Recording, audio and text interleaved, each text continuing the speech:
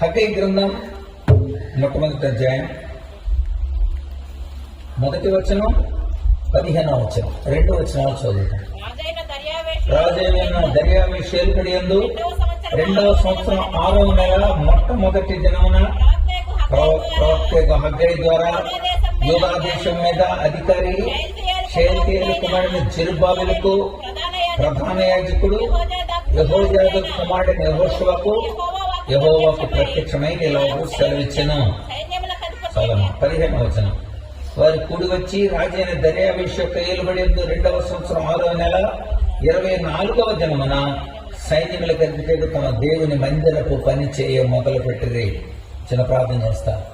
ప్రేమ కలిగిన తండ్రి, నీ నామమునకు వందనాలు చెల్లిస్తున్నాం. నీ కుమారుడు మా రక్షకుడైన యేసుక్రీస్తు ద్వారా మాకు ఇచ్చి నీ గొప్ప భాగ్యాన్ని బట్టి వందనాలు చెల్లిస్తున్నాం. ప్రభువా, మీరు మాతో మాట్లాడే దేవుడవు, నీ ఉన్నతమైన ఆలోచన మాకు అందించే దేవుడవు. మేము ఎలా ఉన్నామో మాతో నీవు లేఖన ప్రత్యక్షతను మాకిచ్చి మా జీవితాల వాక్యపు అర్థంలో చూసుకొని సరి చేసుకోవడానికి మా ప్రవర్తన సరైనదిగా ఉన్నట్లుగా తండ్రి నీ యొక్క ఉన్నతమైన ఆత్మ ద్వారా కార్యాన్ని జరిగించే దేవుడవు నమ్మి స్తుతిస్తున్నాం.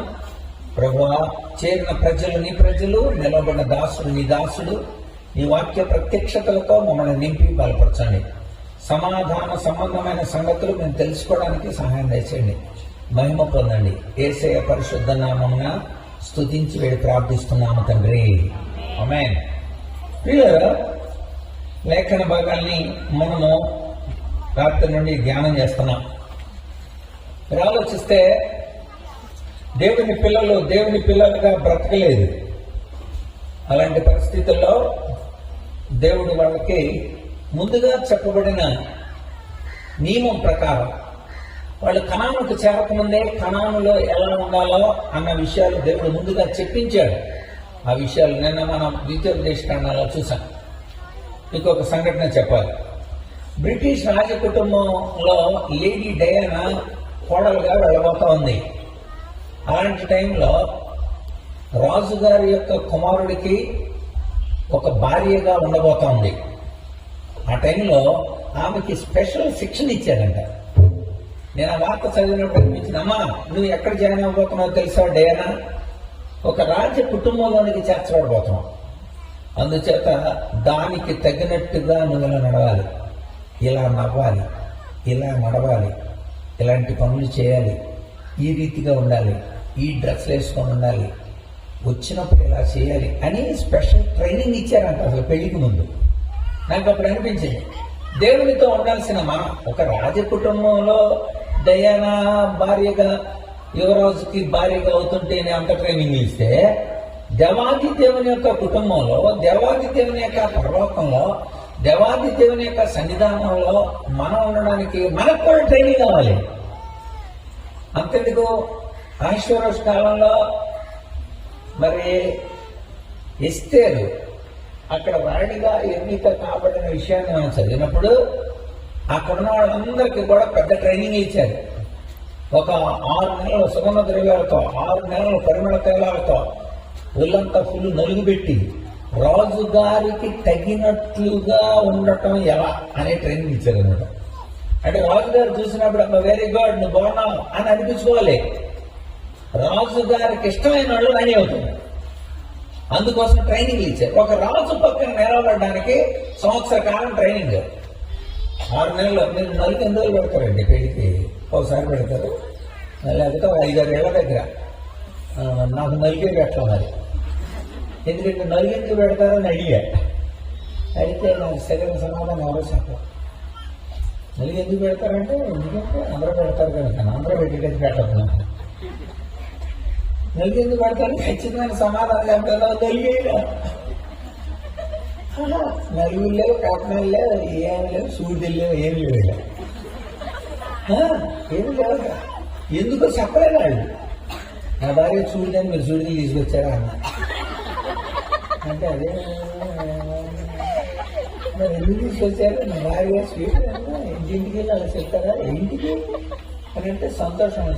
ఎవరికి సంతోషం? నీకు సంతోషం, నాకు సంతోషం. సంతోషాన్ని ఎలా వ్యక్తం కొట్ట పెట్టండి చక్క మన అందరిని పిలుచుకొని చక్కగా సంతోషంగా కృతజ్ఞత కూడుకుని అలా కదనమాట. క్యాన్లు వేసుకొచ్చేస్తున్నారు.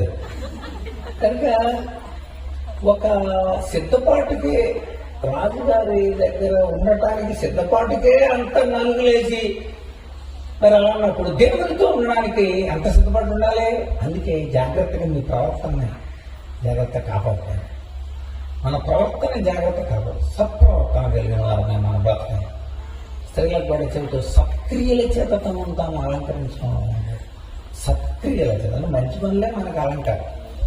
కనుక మనం ఎలా ఉండాలి అని అనేది అలా ఉండకపోతే దేవుడు ముందే చెప్పాడు. ఉండకపోతే ఏం జరుగుతుంది? తెగుళ్ళు వస్తాయి, వ్యాధులు వస్తాయి, బాధలు వస్తాయి, భూకంపాలు వస్తాయి, కరువులు వస్తాయి, కీటకాలు తెగుళ్ళు వస్తాయి, అన్నం ఉండదు, ఆకాశం వర్షం పడదు.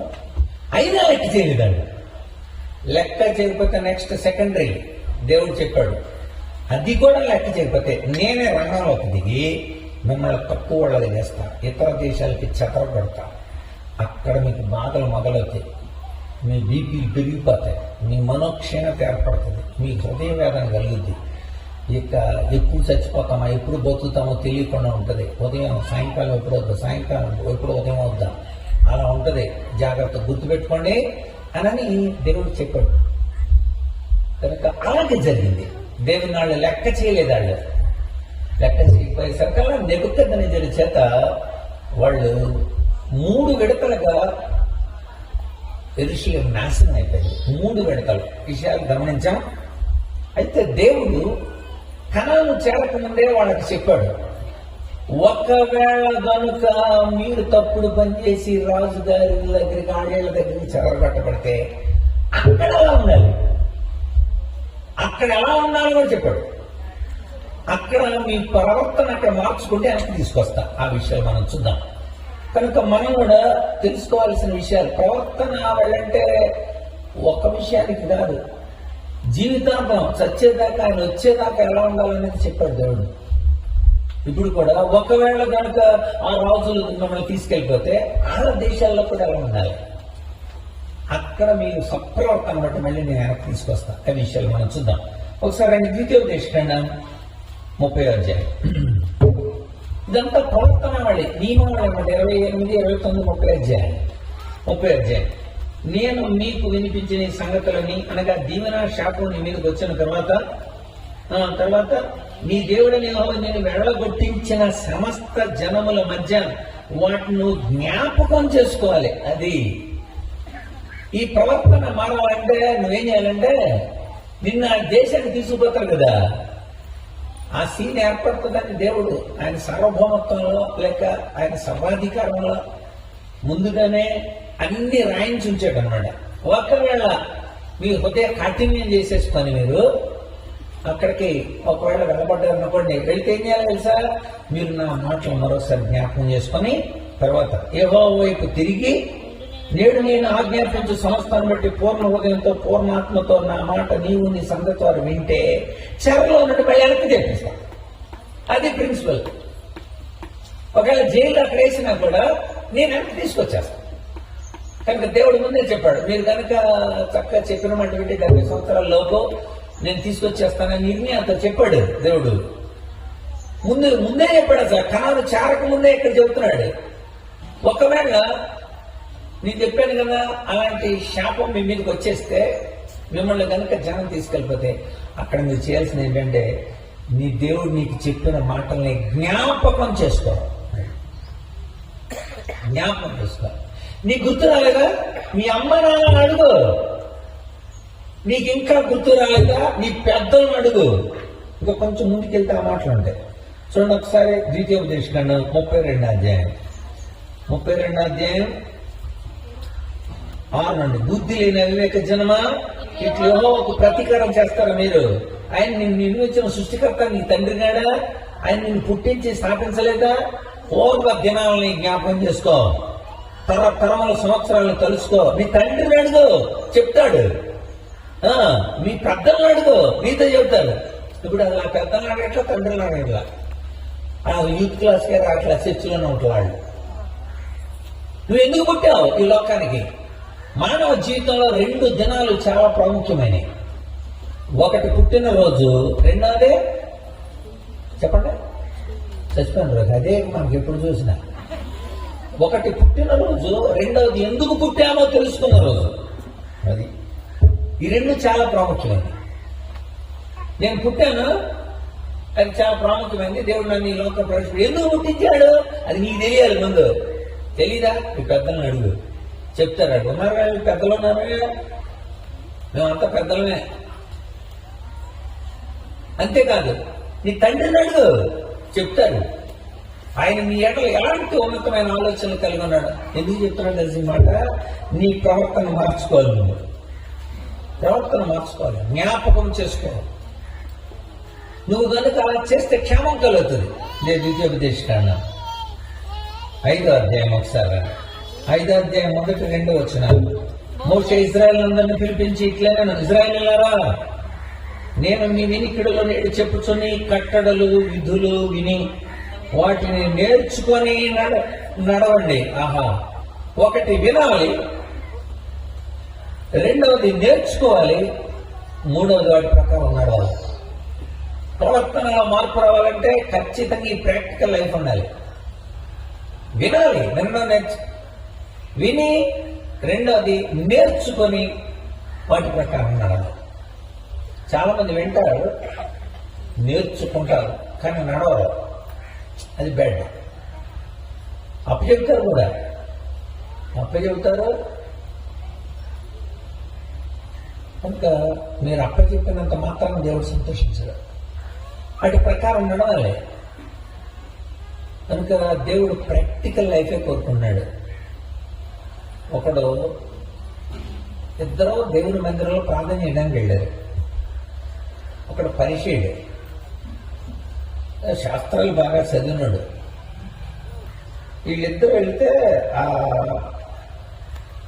సొంకరి అనబడిన ఆయన, అయ్యా నేను తప్పు చేశాను, నన్ను క్షమించు, నీ ఎదుట నేను కనీసం ముఖం తలెత్తడానికి కూడా యోగ్యుడిని కానీ ప్రార్థన చేస్తాను. ఈ పరిచయుడు ముందుకెళ్ళి అంటాడు, నేను వారానికి 2 రోజులు ఉపవాసం ఉన్నా. 100 మంది ఒకరోజే దేవుడు, కొంచెం 2 రోజులు ఉపవాసం ఉన్నానంటే కొంచెం బడాయి అవుతాడు అన్నమాట. బడాయి ప్రార్థన అన్నమాట. ఆడి గొప్ప.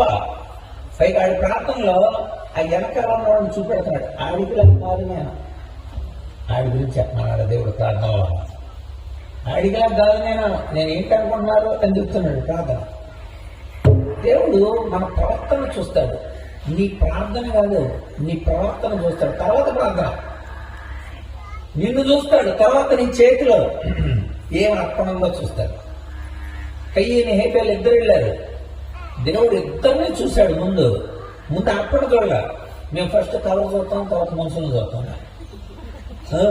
గట్టిగా ఉందనుకో, అప్పుడు గట్టిగా ఉంటుంది మైక్లో. దేవుడు ముందు మనుషులను చూస్తాడు. కయ్యని హేబేలు ఇద్దరిని చూశాడు. ఇద్దరిని చూస్తే ఒకరు దేవుడి సంబంధి, ఒకరు సాతాను సంబంధి. హేబేలు దైవ సంబంధి, కయ్యను సాతాను సంబంధి. డైరెక్ట్ రాసింది బైబిల్లో. మరి సాతాను సంబంధి దేవుడికి అర్పణ ఎలా తెచ్చాడు? అది నాటకం. అంటే నాటకాలు ఆడకరా అంటే అర్పణ దేవుడికి, ఆడే సాతాను సంబంధి. అంత విచారకరమండి.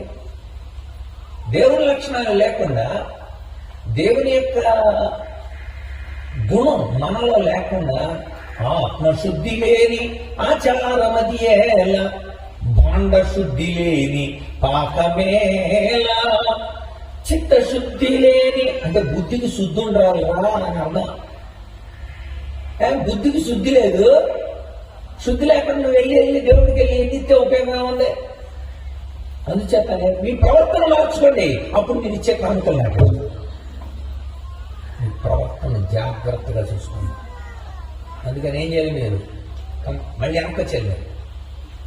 మీరు తిరిగి ఎరుసలేంకి రావాలంటే మీ బుద్ధిలో వెనక్కి రావాలి. మీరు మారాలి. అందుకు నా మాటలు జ్ఞాపకం చేసుకోవాలి. మీరు వినాలి, నేర్చుకోవాలి, దాని ప్రకారం నడవాలి. 5:29 ఏముందో చూడండి. వారికి ద్వితీయోపదేశం 5:29 వారికి వారి సంతానానికి నిత్యము క్షేమము కలిగినట్లు వారు నా యందు భయభక్తులు కలిగి నా ఆజ్ఞలన్నింటినీ అనుసరించే మనసు ఉండాలి. అది ప్రవర్తనలో మార్పు. అనుసరించే మనసు. ఏం తప్పు చెప్పేవా కాదు.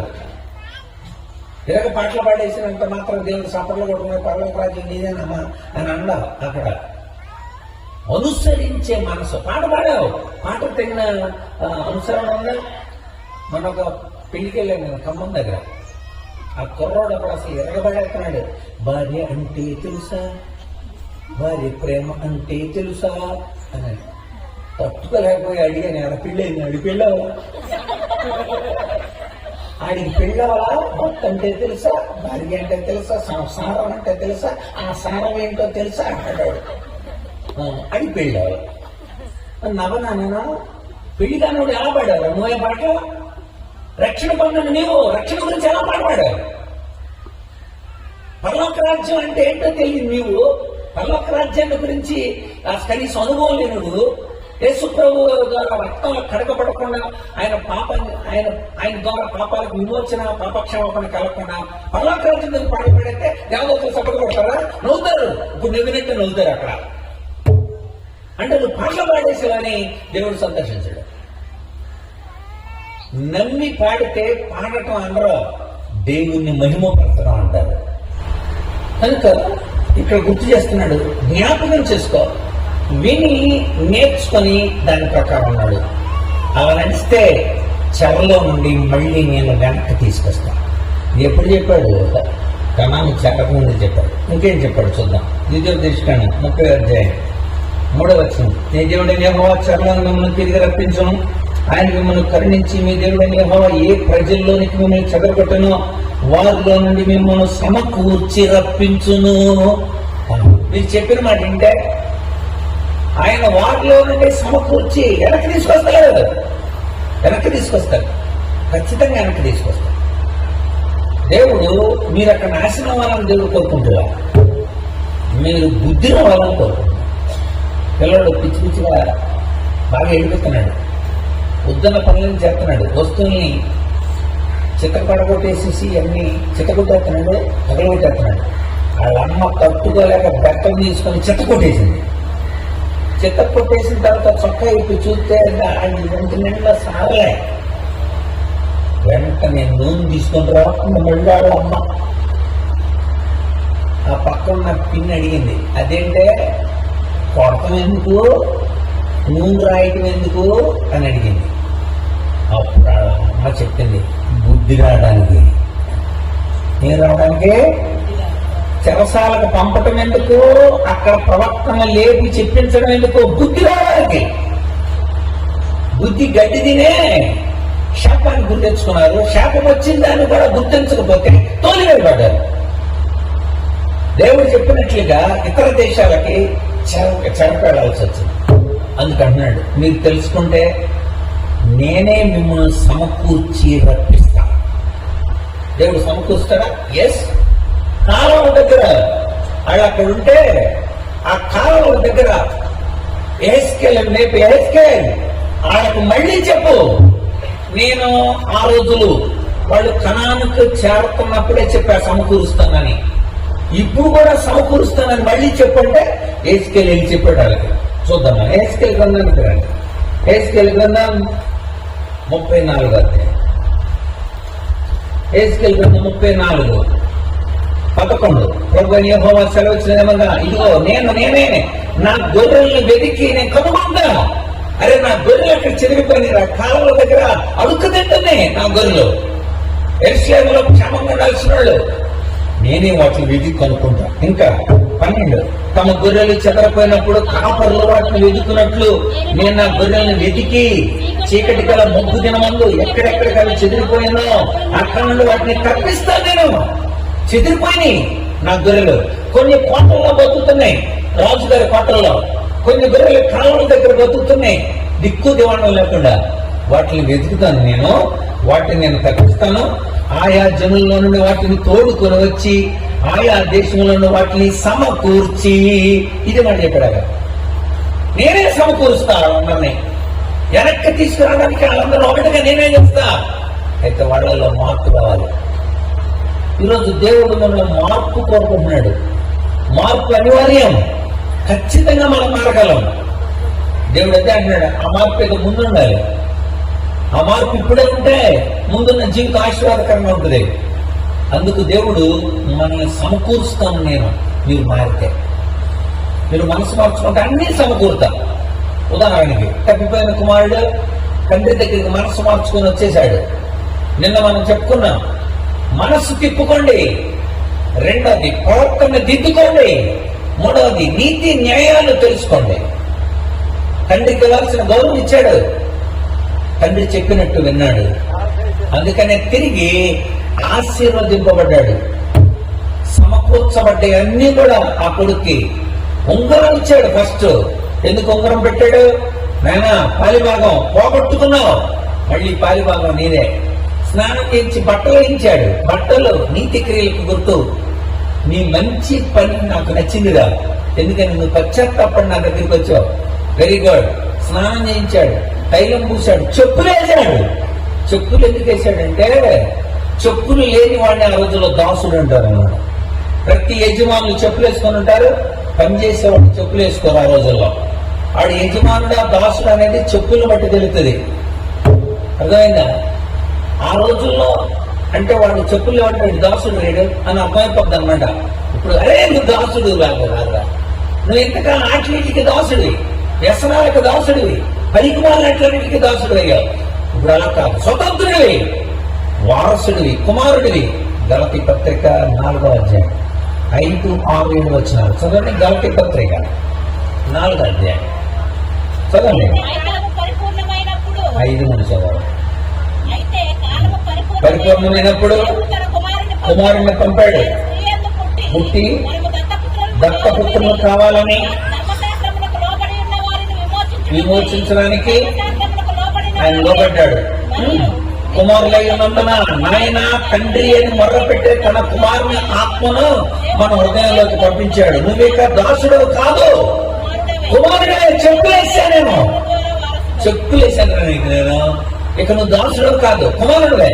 నేను చేస్తావట, నువ్వు తప్పిపోయి వెనక్కి తిరిగి వస్తావు. కనుక వెనక్కి తిరిగి రావాల్సిన బాధ్యత మనమే కాదు, మనమేదే. అందుచేత ఇక్కడ చెప్తున్నా, నేనే సమకూరుస్తా.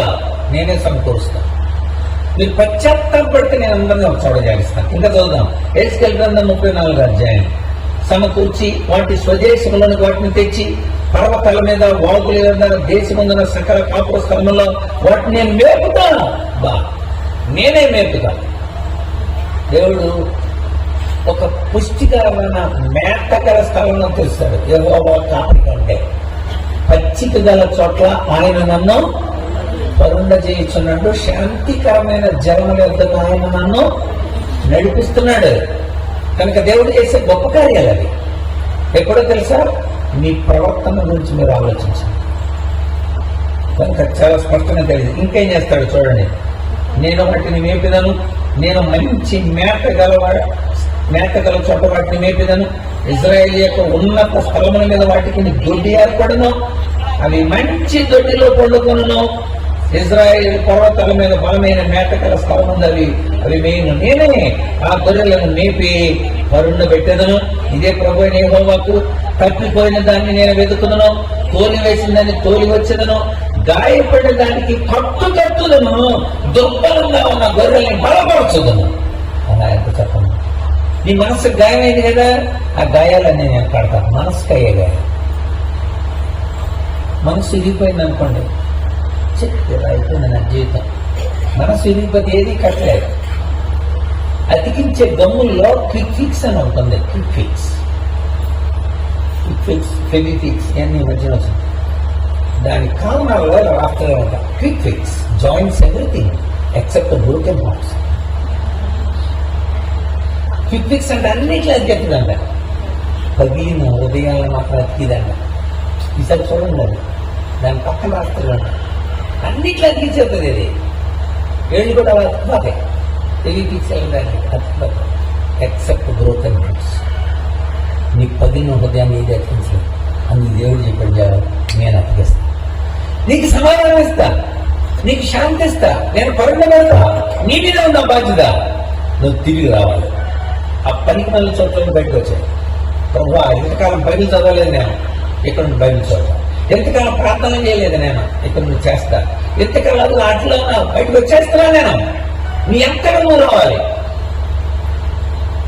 ఇది మన మీద ఆధారపడింది. ఎందుకంటే మనం గుర్రం అవ్వాలి, జంతువులు ఉన్నారు మనకు దేవుడు మనసు పెట్టాడు.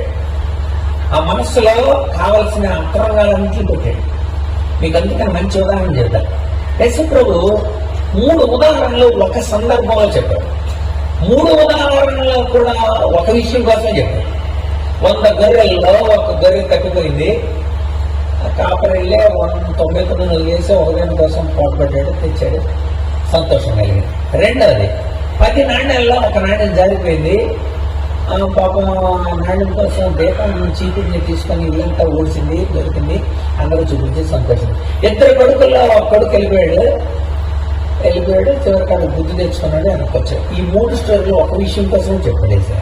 3 వేరు స్టోరీలు కాదు, 3 ఒకే విషయం చెప్పడం. మానవుడు ఎంత శ్రేష్ఠుడు, మానవుడు దేవుని నుండి దూరం అయినప్పుడు తిరిగి ఎలాగా దేవునితో మళ్ళీ సంబంధాన్ని పెంచుకుంటాడో చెప్పడానికి ఈ 3 కూడా. 3టిని కంపారిటివ్ స్టడీలా చదవాలి, వేరువేరుగా చదవకూడదు. నెంబర్ 1, మొట్టమొదటి 100 గొర్రెల్లో ఒక గొర్రె తప్పిపోయింది కదా, ఎంత నష్టం అండి? 100 గొర్రెల్లో ఒక రూపాయి పోతే ఎంత నష్టం అండి?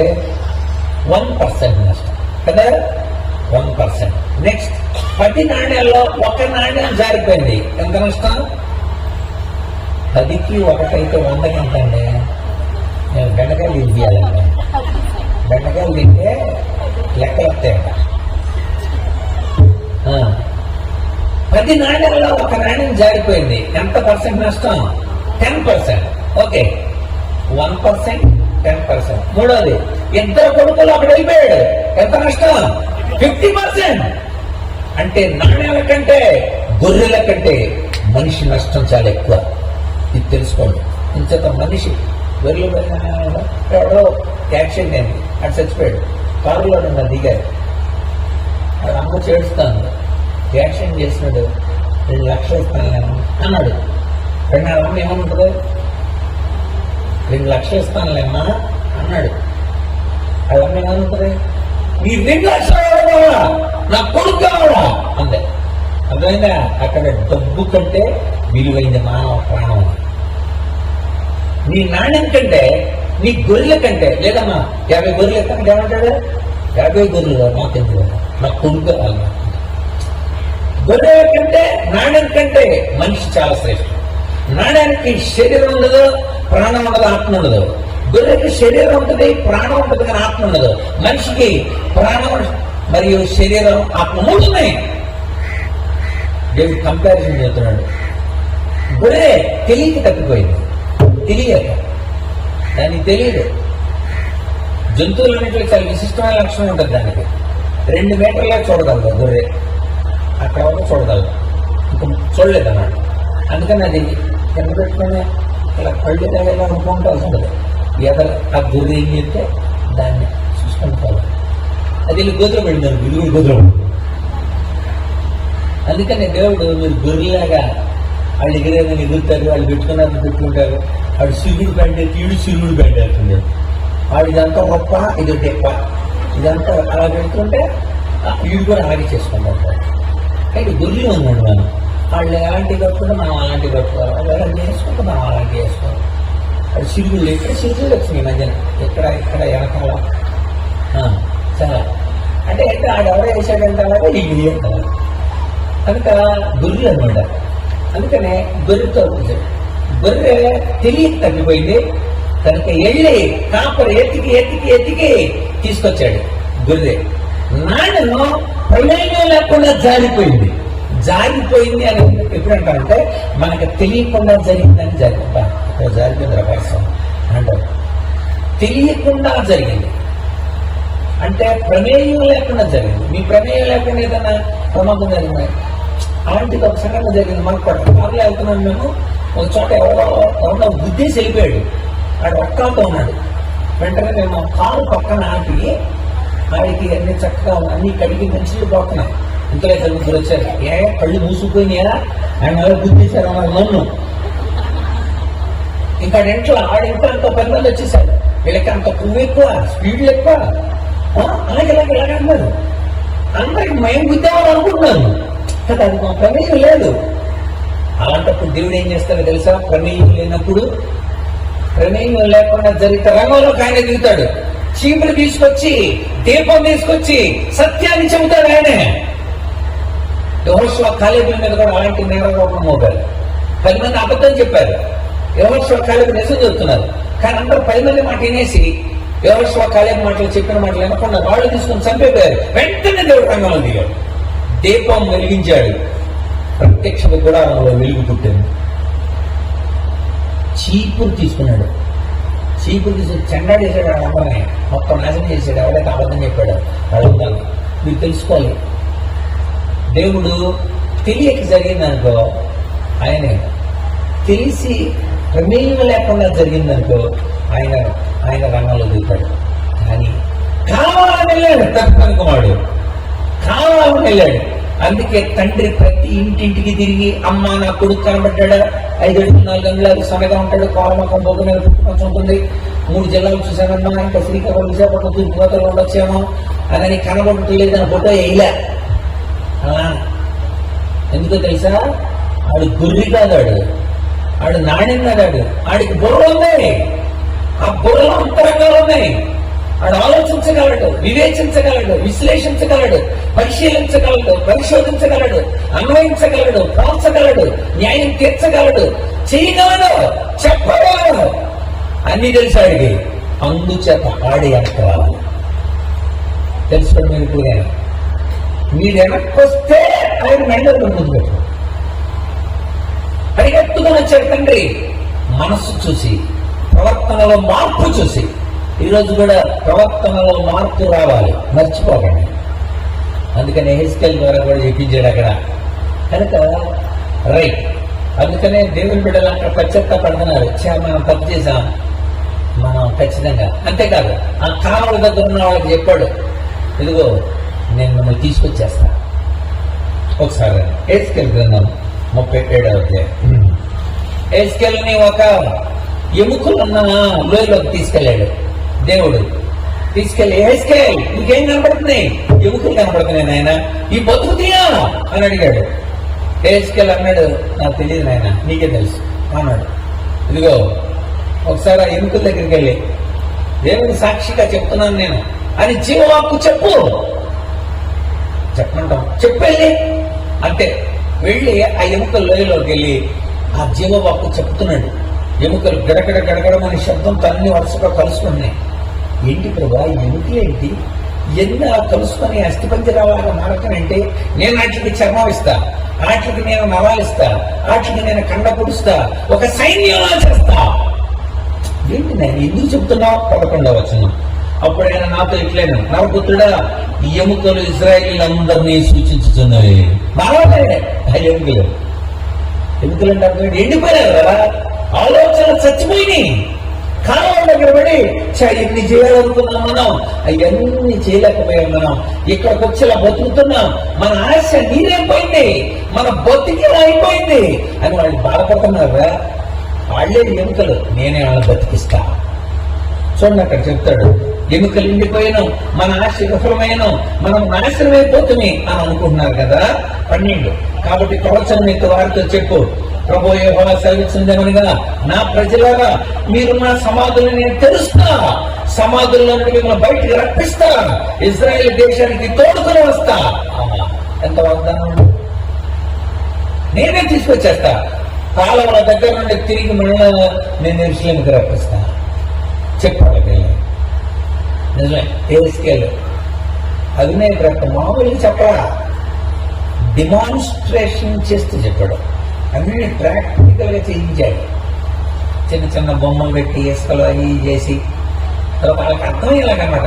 ఇప్పుడు పేడ మీద అన్నం వేసుకున్నాడు ఎంతగా, పేడ అలా తినమన్నాడు. అలా తింటుంటే ఇచ్చి వేసుకెళ్ళేంటిది. అవునయా, మన బొత్తులో వేసి మన బతుకుల్లో ఆయనకి మన అర్థం అలా ఇస్తున్నాం. మీరు ఎంత అసహించుకున్నారు, మిమ్మల్ని అంత అసహించుకున్నాడు దేవుడు. అన్నీ ప్రాక్టికల్సే. ఒక పక్కనే పడుకో, ఎందుకు ఒక పక్కనే పడుకున్నామనంటే చెప్పేలాగా. ఎందుకు చిన్న బొమ్మరిల్లా కట్టు, కోట్ల ఎన్ని కట్టి చుట్టూ శత్రువులు వచ్చినట్టు ఇలా పెట్టు, వీళ్ళు వచ్చిన తర్వాత అక్కడ నెబుకద్నెజరు నాశనం అయిందన్న సంగతి వాళ్ళకి తెలియదుగా, వీళ్ళకి చెప్పాలి. అది చెప్తున్నాడు అనమాట. ఇదిగో మీరు వచ్చేసారు కదా, వచ్చిన తర్వాత మన పాపానికి ఎలాంటి ఫలితం జరుగుతుందో చెప్తున్నాం చూడండి. శత్రువులు వచ్చారా, ఇదిగో కోటను ఎలా నాశనం చేస్తున్నావు చూడండి, ఎలా కోట చేస్తున్నావు, వాళ్ళు ఎలా పూజ చేస్తున్నారో చూసావు, మన పాపమే అది అని అన్ని ప్రాక్టికల్ గా డెమాన్స్ట్రేషన్ గా చెప్పించారు. దేవుని పిల్లల మార్పు మెల్లగా ఉంటుంది. నిజం, మీరు పశ్చాత్తాపడదు. 3 సూత్రాలు మనం గుర్తు చేసుకుంది. ఎహెజ్కేలు చెప్పింది. 1, ఆయన వైపు తిరగండి. 2, ప్రవర్తన దిద్దుకోండి. 3, నీతి న్యాయాలు జరగచ్చు. అంతే, దేవుడు ఆయన తీసుకొస్తాడు. రైట్, కాలంలో సంగతి తెలిసింది. నెక్స్ట్, రాజుగారి కోటలో మొట్టమొదటి బ్యాచ్ రాజుగారి కోటలో తీసుకెళ్లారు. ఆయన స్ట్రగుల్గా చేశారు. అక్కడ నెబుకద్నెజరు రాజు ఉన్నాడు. అక్కడ నెబుకద్నెజరు రాజు, ఆ రాజుకి దేవుడు ఒక అద్భుతమైన విషయాన్ని తెలియచెప్పాడు. అదేంటంటే దానియేలు ద్వారా చెప్పించారు అది దేవుడు. ఎందుకని దానియేలుని అక్కడ మరి ప్రవక్తగా పెట్టాడు. దానియేలుతో పాటు ఇంకా 3 ఫ్రెండ్స్ ఉన్నారు, హనన్య, మిషాయేలు, అజర్యా. వీళ్ళకి పేర్లు మార్చేశారు. అక్కడ పేర్లు మార్చిన బుద్ధి మరల దేవుని యొక్క జ్ఞానంతో అన్నారు. అక్కడికి వెళ్ళిన వెంటనే వాళ్ళు ఒకసారి చూసుకున్నారు అక్కడ వాతావరణాలు ఇవన్నీ. రాజుగారి కోట, పేర్లు పిలిచారు, అందరికీ చెప్పారు, ఇదిగో అబ్బాయి ఎక్కడ నుండి మీ పేర్లు మారుస్తున్నాను. నీ పేరంటే దానియేలు. దానియేలు అంటే ఏంటి? దేవుడు నా న్యాయాధిపతి. కుదరదు, ఇక్కడ నుండి నీ పేరు బెల్తెషాజర్. బెల్ అనే దేవుడికి నువ్వు పూజారి, గుర్తుపెట్టుకో. బెల్తెషాజర్ పేరు మార్చేశారు. మీ పేర్లు ఏంటే? హనన్య, మిషాయేలు, అజర్యా. హనన్య ఏంటే నీ పేరు కదా దేవుని కృపండి కాదు, ఇక్కడ మీకు షడ్రకు, అక్కు అనబడిన వాడికి నువ్వు దోషుడు అది పెట్టుకో, మా దేవత అక్కు అని మార్చారు. నీ పేరేం పేరు? మిషాయేల్. ఏల్ అంటే దేవుడు, మిషాయేల్ అంటే దేవుడు అంటాడు ఎవడరా అని అర్థం. నో, అక్కు అంటాడు ఎవడరా? మేషక్కు, మిషా అక్కు, అక్కులు అంటాడు ఎవడరా? నీ పేరేంటే? అజర్యా. దేవుని యొక్క కృప, కరుణ, ఆయన యొక్క దేవత్వం, ఆయన మంచితనం కాదు, నీకు నిగ్గు అనబడిన మా దేవతకు నువ్వు సేవకుడు అని పేరు పెడతాను. పేర్లు మార్చారు, కానీ దైవభక్తి లోపల అలాగే ఉంది. ఎంత దైవభక్తి ఉన్నారంటే వాళ్ళు జాగ్రత్త గమనించాలి. దేవుని పిల్లల చెరలో ఉన్నా కూడా నీతి మత్వంతో వాళ్ళు దేవుని యొక్క కృప పొందుతారని చెప్పాడు. అక్కడ కనుక మీరు ఉంటే మళ్ళీ నేను వెనక్కి తీసుకొస్తా, మిమ్మల్ని నేను ఆశీర్వదిస్తా ముందే చెప్పాడు. ఒకసారి మళ్ళీ రండి, ద్వితీయోపదేశకాండం 30వ అధ్యాయం. ద్వితీయోపదేశకాండం 30వ అధ్యాయం 5వ వచనం నుండి, మీ పితరులకు స్వాధీనపరిచిన దేశం దేవుడైన యెహోవా నిన్ను చేరుస్తాడు, నువ్వు దాన్ని స్వాధీనపరుచుకుంటావు. ఆయన నీకు మేలు చేసి నీ పితరుల కంటే నిన్ను విస్తరింపజేస్తాడు. నువ్వు బ్రతకడానికి పూర్ణ హృదయంతో, పూర్ణాత్మతో నీ దేవుడైన యెహోవాను ప్రేమించినట్లు నీ దేవుడైన యెహోవా తనకు లోబడుటకు నీ హృదయమునకు, నీ సంతాన హృదయమునకు సున్నతి చేయండి. తర్వాత, అప్పుడు నిన్ను హింసించిన నీ శత్రువుల మీదకి నేను ద్వేషించిన వారికి నీ దేవుడైన యెహోవా సమస్త శాపాలను తెప్పించు. నువ్వు తిరిగి వచ్చి యెహోవా మాట విని నేడు నీకు ఆజ్ఞాపించి ఆయన ఆజ్ఞలన్నింటినీ గైకొనుచుందువు. నీ దేవుడైన యెహోవా నీ చేతి పనులన్నింటి విషయంలో, నీ గర్భఫల విషయంలో, నీ పశువుల విషయంలో, నీ భూమి పంట విషయంలో మేలగినట్లు నిన్ను వర్ధల చేస్తాడు. ఖచ్చితంగా నిన్ను ఆనందించి నీ ఎడలైన ఆనందించేలా చేస్తాడు. ఎప్పుడు నువ్వు తిరిగి వస్తే, ఎలా తిరిగి వస్తావు? నువ్వు పశ్చాత్తాపడతావు. నా మాట వింటే జ్ఞాపకం చేసుకో. నిజంగా అక్కడికి వెళ్ళినాడు ఆలోచించారు. డానియేలుతో దేవుడు చెప్పాడు, డానియేల్ నువ్వు చాలా నీతి మొత్తంతో ఉన్నావు అక్కడ, నేను చెప్పినట్టు చెప్పే ప్రజలకి. రాజుగారికి ఒక కళ వచ్చింది. ఆ కళ రాజుగారు మర్చిపోయాడు. సరిగ్గా మనం కళలు మర్చిపోతాం. సరిగ్గా ఒకడు తన కన్న కళలు మర్చినట్లు రాశాడు బైబిల్లో.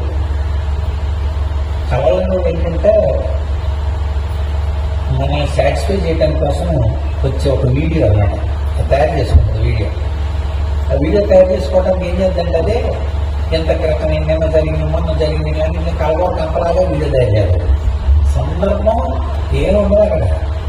ఇక్కడ హెలికాప్టర్ ఉన్నట్టు, దాని మీద ఎక్కినట్టు, ఇలా వంకాయ కూడా తీసుకొచ్చేవాళ్ళు మసాలా ఇష్టం దిగిపోయినట్టు అంతలో మీ చిన్న నాటి ఫ్రెండ్ అవకాశాలకు వచ్చినట్టు నీ దొబ్బించినట్టు సందర్భాలు ఏమన్నా అక్కడ ఇవన్నీ అనమాట కలగ డ్రీమాలజీ అని సైకాలజీలో ఎంత బుక్ రాయలేడు సిగ్మండ్ ఫ్రాయిడ్ అని. కళలు ఎందుకు వస్తాయి? ఏ రకంగా కళ ఎప్పుడు జరగదు, ఎప్పటికీ కళలు జరగదు. అవన్నీ కూడా బ్రెయిన్ ఏర్పాటు చేసుకునే ఒక సూడో హైపోథీసిస్ అని.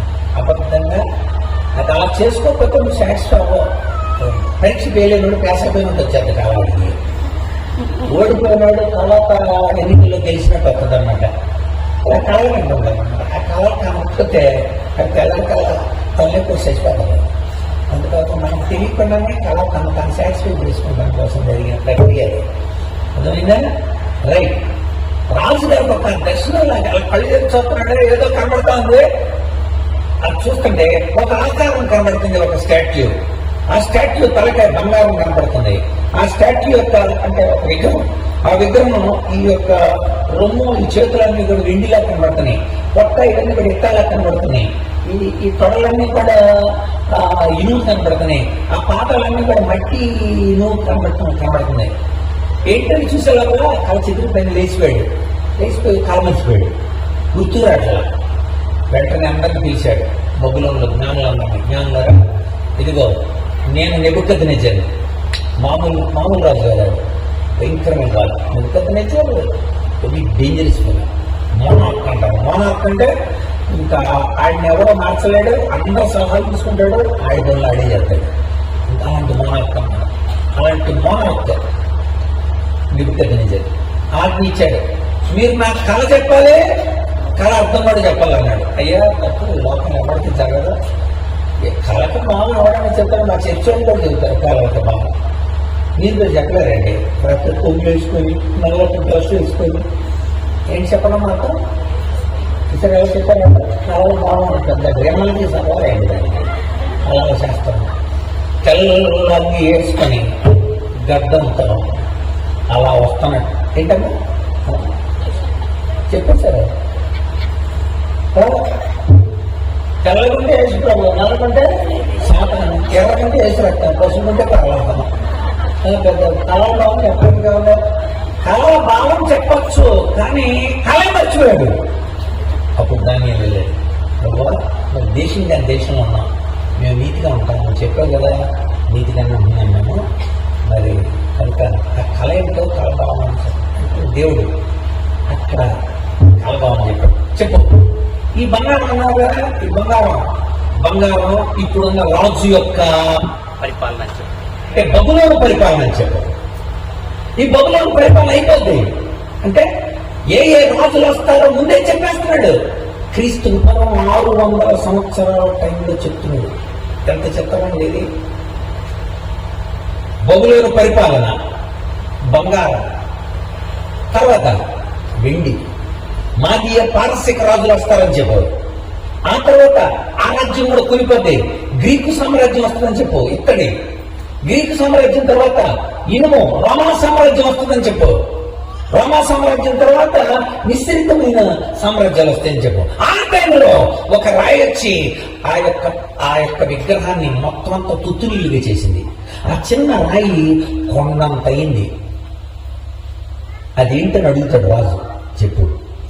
చెప్తున్నాను రాజా, ఈ రాజ్యాలన్నీ పోతాయి, నీ తర్వాత ఈ బబులోను సామ్రాజ్యం కూలిపోద్ది, తర్వాత మాదీయ పారసిక సామ్రాజ్యం వస్తుందని దేవుడు చెబుతున్నాడు. మాదీయ పారసిక సామ్రాజ్యం కూలిపోయిన తర్వాత ఖచ్చితంగా గ్రీకు సామ్రాజ్యం వస్తుందని చెప్తున్నాడు. గ్రీకు సామ్రాజ్యం కూలిపోయిన తర్వాత రోమన్ సామ్రాజ్యం వస్తుందని చెప్పాడు. ఆ టైంలో ఒక రాయి వస్తుందంట. ఆ రాయి మొత్తం అంతటిని కూడా చిత్తకొట్టేద్దంట, ఒక కొండంత అవుతుందంట. ఆ రాయి మెస్సియా, యేసుక్రీస్తు. అంటే యేసుక్రీస్తు ఎప్పుడు ఈ లోకానికి శరీరంతో వస్తున్నాడో కూడా చెప్పేసాడు. కానీ వీళ్ళు చెప్తుంటే రాజుకు మతిపోయింది. ఆయన వచ్చి ఒక కొత్త రాజ్యాన్ని ఏర్పాటు చేస్తాడు. ఆ రాజ్యానికి అంతరంలో నిన్న అసలు ఎంట్రన్స్ అయిన వెంటనే జాన్సన్ ఆ పాట పాడుతున్నాడు. యేసయ్య రాజ్యం అందమైన రాజ్యం, అందులో నేను నివసించేద. ఆ రాజ్యం వస్తుంది. ఎప్పుడు చెప్పాడు? క్రీస్తు పూర్వం 600 సంవత్సరాల్లో దానియేలు చెప్తున్నాడు. ఎప్పుడు వస్తున్నది? ఆ రోమా పరిపాలన అలాగే వచ్చాడు ఆయన. నిజంగానే చరిత్ర మీరు ఇప్పుడు చదివితే ఇంటికి వెళ్ళిన తర్వాత చరిత్ర చదవండి. బబులోను తర్వాత వచ్చిన రాజ్యం ఏంటి? పారసిక మాదీయ సామ్రాజ్యమే. పారసీకులు మాదీయులు అయిపోయిన తర్వాత వచ్చిందేంటి? గ్రీకులే. గ్రీకుల తర్వాత వచ్చిందేంటి? రోమా సామ్రాజ్యమే. ఆ టైంలోని రోమా సామ్రాజ్యానికి చక్రవర్తిగా ఉన్న మొట్టమొదటి చక్రవర్తి సీజర్ అగస్టస్ పరిపాలన యేసుప్రభు వచ్చాడు. అక్కడ ఉంటే మనకి లూకాసు 2 మొట్టమొదటి వచ్చింది. రోమా చక్రవర్తి అయిన సీజర్ అగస్టస్ కైసర్ ఔగుస్తు జనాభా లెక్కలు రాయించాడు. ఆ టైంలో యేసుప్రభు పుట్టాడు. ఎంత ఖచ్చితంగా! ఆ చిన్న రాయి ఈ రాజ్యాలన్నింటినీ పడగొట్టి ఒక శాశ్వత రాజ్యం ఏర్పాటు చేస్తాడు. ఇప్పుడు దానియేలు తన ప్రజలతో కూడా చెబుతున్నాడు, ప్రజలారా మనం ఇక్కడ బబులోనికి వచ్చాము, ఇక్కడ మనం బందీలుగా ఉంచారు. ఆ రాజ్యాన్ని దృష్టిలో పెట్టుకొని ఈ రాజ్యంలో బతకండి. మీరు కూడా ప్రజలు మారొచ్చు, రాజులు మారొచ్చు, కేంద్రంలో ప్రభుత్వాలు మారొచ్చు, రాష్ట్రాల్లో ప్రభుత్వాలు మారొచ్చు, అవి మీకు అనవసరమైన విషయాలు. ఒకటి తెలుసుకోండి, ఆయన రాజ్యంలో ఉన్నారో లేదో ఫస్ట్ గుర్తుపెట్టుకోండి. ఆయన రాజ్యంలో ఉన్నాం. ఇప్పుడు చదవాలి దానియేలు గ్రంథం 2:44. దానియేలు గ్రంథం 2:4. ఆ రాజుల కలలో పరలోకమందు ఉన్న దేవుడు ఒక రాజ్యాన్ని స్థాపిస్తాడు. దానికన్నిటికీ నాశనం కలగదు. ఆ రాజ్యం దాన్ని పొందిన వారికి తప్ప. ఎస్, ఆ రాజ్యం స్థాపించాడు. ఆ రాజ్యం పేరేంటో తెలుసా? సంఘం. యేసుప్రభు ఈ లోకానికి వచ్చే ముందు బాప్తిస్మం ఇచ్చే యోహాను ముందుకు వచ్చాడు. వచ్చి ఇలా అన్నాడు, ఇదిగో దేవుడి రాజ్యం సమీపంగా ఉంది అన్నాడు. యేసుప్రభు వచ్చి అన్నాడు, దేవుడి రాజ్యం మీతోనే ఉంది అన్నాడు. ఇప్పుడు మీకు అర్థం అవ్వాలి దేవుడి రాజ్యం లేదు. దేవుని రాజ్యం సమీపం ఉంది, వస్తుంది అన్నాడు. రాజ్యము అనే మాటకు అర్థం పరిపాలన అని అంటాం. గుర్తుపెట్టు, దేవుని పరిపాలన వస్తుంది అని చెప్పాడు బాప్తిస్మం ఇచ్చే యోహాను. యేసుప్రభు వచ్చి అన్నాడు, దేవుడి రాజ్య పరిపాలన ఉన్న మీతో ఒకడు, నా రాజ్యంలో చేరాలి. ఈ భారతదేశంలో పుట్టినందుకు భారతీయులు అయిపోయాం మనం. ఇక చేరటం చేయాలని ఏమన్నది అక్కడ. India is my country, all Indians are my brothers and sisters అని చెప్పడమే ప్రతి ఒక్కరు స్కూల్లోకి వెళ్ళి. మళ్ళీ దానికోసం స్పెషల్ ఐడెంటిఫికేషన్ ఏం అవసరం లేదు. ఇండియాలో పుట్టాను కనుక, కానీ ఆ రాజ్యంలో కుదరదు. ఆయన్ని కోరుకోవాలి. అందుకని అక్కడ అన్నాడు, ఆ రాజ్యము దాన్ని పొందిన వారికి తప్ప ఎవరికి చెందదు. అయ్యా నేను ఆ రాజ్యంలో ఉంటాను. ఆ దొంగోడికి అర్థమైన భాష మనకు అర్థం కాదు. ఆ దొంగోడు అడిగాడు యేసుప్రభుని శిలువలో వేలాడితే, కుడి చేతి ఉన్నాడు, రాజ్యంలో ఉంటాను నేను. ఎస్, ఆయన రాజ్యంలోకి చేరాలి మనం. రైట్, ఆయన రాజ్యంలో చేరాలి. అందరికీ తెలియబడుతుంది. రాజులు మారిపోతున్నారు. అక్కడ రాజులు మారుతున్నారు. దానియేలు అదే చెప్పాడు, రాజులు మారుతున్నారు, మన మారడు, మన బతుకులు మారాలి. ప్రభువా ఆ రాజ్యం కోసం ఎదురు చూస్తున్నాను నేను. ఏ రాజులు మారినప్పటికీ కూడా నిజంగా అలాంటి మంచి మనసు ఆయన రాజ్యాన్ని వెతికే స్థితి వస్తే నేను వెనక్కి తీసుకొస్తాను. ఇంకొక రాజు మారాడు. నువ్వు చెప్పాను నేను, మాదీయ పారసిక రాజులు వస్తారని. రాజులు మారుతా ఉన్నారు. ఒక పక్కన దానియేలు తమ ప్రజలతో చెప్తున్నాడు. ఏమని చెప్పాడు? దానియేలు ఏం చెప్పాడో చూద్దాం.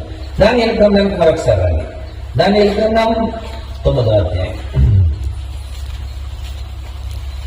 దానియేలు గ్రంథం 9వ అధ్యాయం చదువుతున్నాను 15 నుండి. ప్రభువా మా దేవా, నువ్వు బాహుబలము నీ జనమును ఐగుప్తు నుండి రక్షించడం వల్ల ఇప్పటి వరకు నీ నామానికి ఘనత తెచ్చుకున్నావునైనా. మేమైతే పాపం చేసి చెడు నడతలు నడిచావునైనా, లేకపోతే ఇక్కడ ఎందుకు వస్తావునైనా కదా. ఎక్కడికెందుకు వస్తారండి వాళ్ళు? బబులోనికి ఎందుకు వస్తారు? మేము చెడు నడతలు నడిచాను, అందుకే మా బతుకులు ఏదైనా నపుంసకులైపోయింది. అక్కడ రాజుగారి యొక్క దర్బారులో కమెండోలుగా పెట్టాడు. కమెండోలుగా ఆ రోజుల్లో రాజులు ఏం చేసేవాళ్ళు అంటే, ఎవడైనా కనుక రాజు దర్బారులో బయటోడి పెట్టాలనంటే ఆయన నపుంసకుడిగా చేసి పెట్టేవాళ్ళు అనమాట. ఎందుకంటే రాణీలకి ప్రాబ్లం లేకుండా. దీని గురించి అద్భుతమైన పుస్తకం రాశాడు తాపీ ధర్మారావు గారు. ఆ పుస్తకాన్ని చాలా సంవత్సరాలు బ్యాన్ చేశాడు. ఇనప కచ్చడాలని ఐరన్ అండర్వేర్స్, ఇనపతో అండర్వేర్స్ తయారు చేసి వాటిని తాళం వేసి వెళ్ళేవాళ్ళు. భయంకరమైన రోజు. ఆ రోజుల గురించి రాశాడు. భారతదేశంలో జరిగిన విషయాలు రాశాడు అన్నమాట. తాపి ధర్మాలు, ఇనప కచ్చడాలు, పాతపాడి, కొత్తపాడి, దేవాలయం మీద బూతు బొమ్మలు ఎందుకు ఉంటాయి? ఈ పుస్తకాలు భారతదేశంలో జరిగిన చరిత్రలు రాస్తే బ్యాన్ చేశారు. ఇప్పుడు ఆ పుస్తకాలు దొరుకుతున్నాయి, చదివితే మీకు తెలుస్తుంది దేవాలయం మీద బూతు బొమ్మలు ఎందుకు ఉంటాయో. ఆ రోజుల్లో జరిగిన సంఘటనలు ఈనాటికి చాలా శిల్పకర్మం చూస్తున్నప్పుడు అలాంటి బూత్ ఎందుకు ఉంటుంది అనేది, దేవదాసులు ఎందుకు పుట్టారో, దేవాలయాల్లో అక్కడ డ్యాన్స్ చేయడం కోసం మధ్యలో ఒక పద్మం బొమ్మ వేసి, ఒక పద్మం బొమ్మ, ఒక తామర స్వామి ఉంది, అది ఎందుకు ఆ బొమ్మ వేస్తారో ఇంత క్రితం అక్కడ ఎలా డ్యాన్స్ చేసేవాళ్ళు, ఆ వచ్చిన వాళ్ళు ఆడతో ఎలా విమర్శించేవాళ్ళు, ఆ పుట్టిన వాళ్ళు ఆడవాళ్ళు అయితే మళ్ళీ టెంపుల్ డాన్సర్స్ అంటారు వాళ్ళు, టెంపుల్ డాన్సర్స్. దేవదాసీలు తండ్రి అవడం తెలియదు, వాళ్ళకి తరతరాలు కూడా ఆ వ్యభిచారంతో దేవాలయాలు బతికేవాళ్ళు. అలాంటి నీచ సంస్కృతి మనం పూర్వం చూస్తూ వచ్చాం. ఇక్కడ అంటే రాజులు ఎన్ని మారినా ఆయన రాజ్యాన్ని కోరుకోగలం. మనం ఆయన రాజ్యానికి ప్రభావం తప్పు చేశాం, అందుకే ఇక్కడికి వచ్చాం. తప్పు చేశాం సరే, పశ్చాత్తాపమే మళ్ళీ ఎక్క తీసుకురావటం. ఇంకేం చెబుతున్నాడు చూడండి.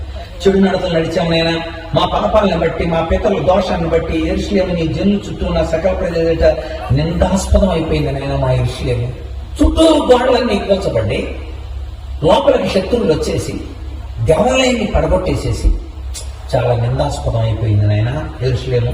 ఆ పట్టణం మీదకి వచ్చిన నీ కోపాన్ని, రౌద్రం తొలగనిమని నీ నీతి కార్యాన్ని బట్టి విజ్ఞాపం చేసుకున్నావు నాయన. కనికరించు నాయన. మా యొక్క యెరూషలేముకి మమ్మల్ని చేర్చునైనా. చేరుస్తామన్నాడు ఆయన. పశ్చాత్తాపడాలి మనం. ఇంకా కొంచెం కిందకి రండి. ఇప్పుడైతే మా దేవ, దీన్ని బట్టి నీ దాసుడు చేయి ప్రార్థన విజ్ఞాపన ఆలకించి చిత్తానుసారం శిథిలమైపోయిన పరిశుద్ధ స్థలం మీదకి నీ ముఖ ప్రకాశం రాని నాయన. శిథిలమైపోయింది నాయన. అసలు యెరూషలేము అంతా దున్నబడింది. జంతువులన్నీ చచ్చిపోయినాయి. ఎంత బ్యాడ్ అంటే, పక్షులు చచ్చిపోయినాయి, జంతువులు చచ్చిపోయినాయి, ఒక్క మొక్క మొలవలేదు, ఉప్పుతో నిండిపోయి బ్యారెన్ గొడ్డుపోయింది భూమి, నిష్ఫలమైంది భూమి. ఇలాంటి పరిస్థితులు నాయన కరుణించు ప్రభువా. ఎస్, ఇంకా కొంచెం కన్నా మీ గొప్ప కనికరాన్ని బట్టి మేము నిన్ను ప్రార్థిస్తున్నాం నాయన. మా స్వనీతి కార్యాలను బట్టి నీ సన్నిధి నిలవబడి ప్రార్థించట్లా. బాబా, ఏమి కన్ఫెషన్ అండి. నువ్వెంత గొప్ప దేవుడు, అది అడరేషన్. మా స్వనీతి కాదు నాయన, మేము పనికి పోయినా అది కన్ఫెషన్. ఈరోజు దేవుడు నీలో అదే చూస్తున్నాడు. దేవుడిని కనపరుస్తున్నావా? నీ స్థితి ఒప్పుకుంటున్నావా? దేవుడు ఎవరో తెలుసుకున్నావా? నీ స్థితిని ఒప్పుకుంటున్నావా? ఆయన ఎవరో తెలుసుకోవాలి, నీ స్థితి ఒప్పుకోవాలి. తండ్రి అన్నాడు ఫస్ట్ తప్పిపోయిన కుమారుడేలి. ఆయన ఎవరో తెలిసింది. పరలోకం విరోధంగా నేను తప్పు చేశాను. ఈ రెండు తెలియాలి నీకు. ఎక్కడైనా చూడండి, ఈ రెండు ఖచ్చితంగా ఉంటాయి ప్రారంభంలో. ఆయన ఎవరో తెలియాలి, మన స్థితిని ఒప్పుకోవాలి. తండ్రి మరి ముందేమన్నాడు? నువ్వు నిజంగా తండ్రి అయితే నాకు ఆస్తి ఇచ్చేసాయి అన్నాడు. ఏ యూదులు కూడా బతుకుండగా ఆస్తిని పిల్లలకి రాయరు. చచ్చిపోయిన తర్వాతే ఆస్తి పిల్లలకి వస్తుంది. కానీ బతుకుండగానే తీసుకెళ్ళాడు. అంటే అర్థం ఏంటే, తండ్రిని చంపేసి వెళ్ళిపోయినట్లు లెక్క. అలాంటి వాడు తండ్రిని చంపేసి వెళ్ళిపోయింటే తండ్రి లేడని అర్థం. కానీ ఇప్పుడు ఏమంటున్నాడు? తండ్రి నేనే పొరపాటు చేశాను, నాకు పరలోకం విరోధంగా పాపం చేశాను. దేవుణ్ణి నువ్వు తండ్రిగా గుర్తేసి నిజంగా నీ పాపాన్ని నేను ఒప్పుకుంటే అదే చెబుతుంది. మా గొప్ప కనుక బట్టి కాదు, నేను మేమేదో నీతిగా బతుకుతున్నాము కాదు, సమాజానికి దూరంగా, సంఘానికి దూరంగా, ఆరాధనకు దూరంగా, మందిరం లేకుండా ఇలా అయిపోయావు నాయన. ఇంకా చూడండి, అంతేకాదు నీ సన్నిధిలో నిలబడడానికి యోగ్యత లేదు మా దగ్గర. చెవి యొక్క ఆలకించు నాయన. నీ కన్నులు తెరిచి నీ పేరు పెట్టుకుని ఈ పట్టణం మీదకి నాశనం, నీ పేరు పెట్టుకుని ఈ పట్టణం దృష్టించి ఒకసారి చూడు నాయన. ప్రభువా ఆలకించుము, ప్రభువా క్షమించుము. అందరు నాతో చెప్పండి, ప్రభువా క్షమించుము. రోజులు ఏడుస్తున్నారు వాళ్ళు. అప్పుడున్న వాళ్ళు అందరూ, అక్కడున్న వాళ్ళు కూడా ఏడుస్తున్నారు. తెలుసుకోండి లేదు. పశ్చాత్తాపమే రిటర్న్కి, అంటే వెనక్కి రావటానికి మూలం. కాలువల దగ్గర ఉన్నవాళ్ళు, కోటలో ఉన్నవాళ్ళు కూడా దేవుడి ముందే చెప్పాడు, పశ్చాత్తాపం నేను ఆయనకు తీసుకొచ్చేస్తాను. ఇంకా చూడండి, చెవి నా మనవి చిత్తగించున్నాయన, నా దేవా ఈ పట్టణాన్ని ఈ జనాన్ని నీ పేరు పెట్టబడిన నాయనా, నీ ఘనతను బట్టే ఈ ప్రార్థన అన్నాడు. నువ్వు గొప్పవాడు నాయనా, నా ప్రార్థన నాయన. బాబా దేవుని యొక్క ఔన్నత్యాన్ని పొగుడుతూ దేవుడు అంటే ఏంటో గుర్తు చేసుకొని పశ్చాత్తాపంతో దేవుడు చెప్పాడు, డోంట్ వరీ, నేను మిమ్మల్ని వెనక్కి తీసుకొస్తాను. అంతేకాదు, పాప లోకంలో ఉన్న వారందరి కోసం యేసు ప్రభువును కూడా పంపిస్తాను. ఇప్పుడు కేవలం నేను వెనకెళ్తున్నాను.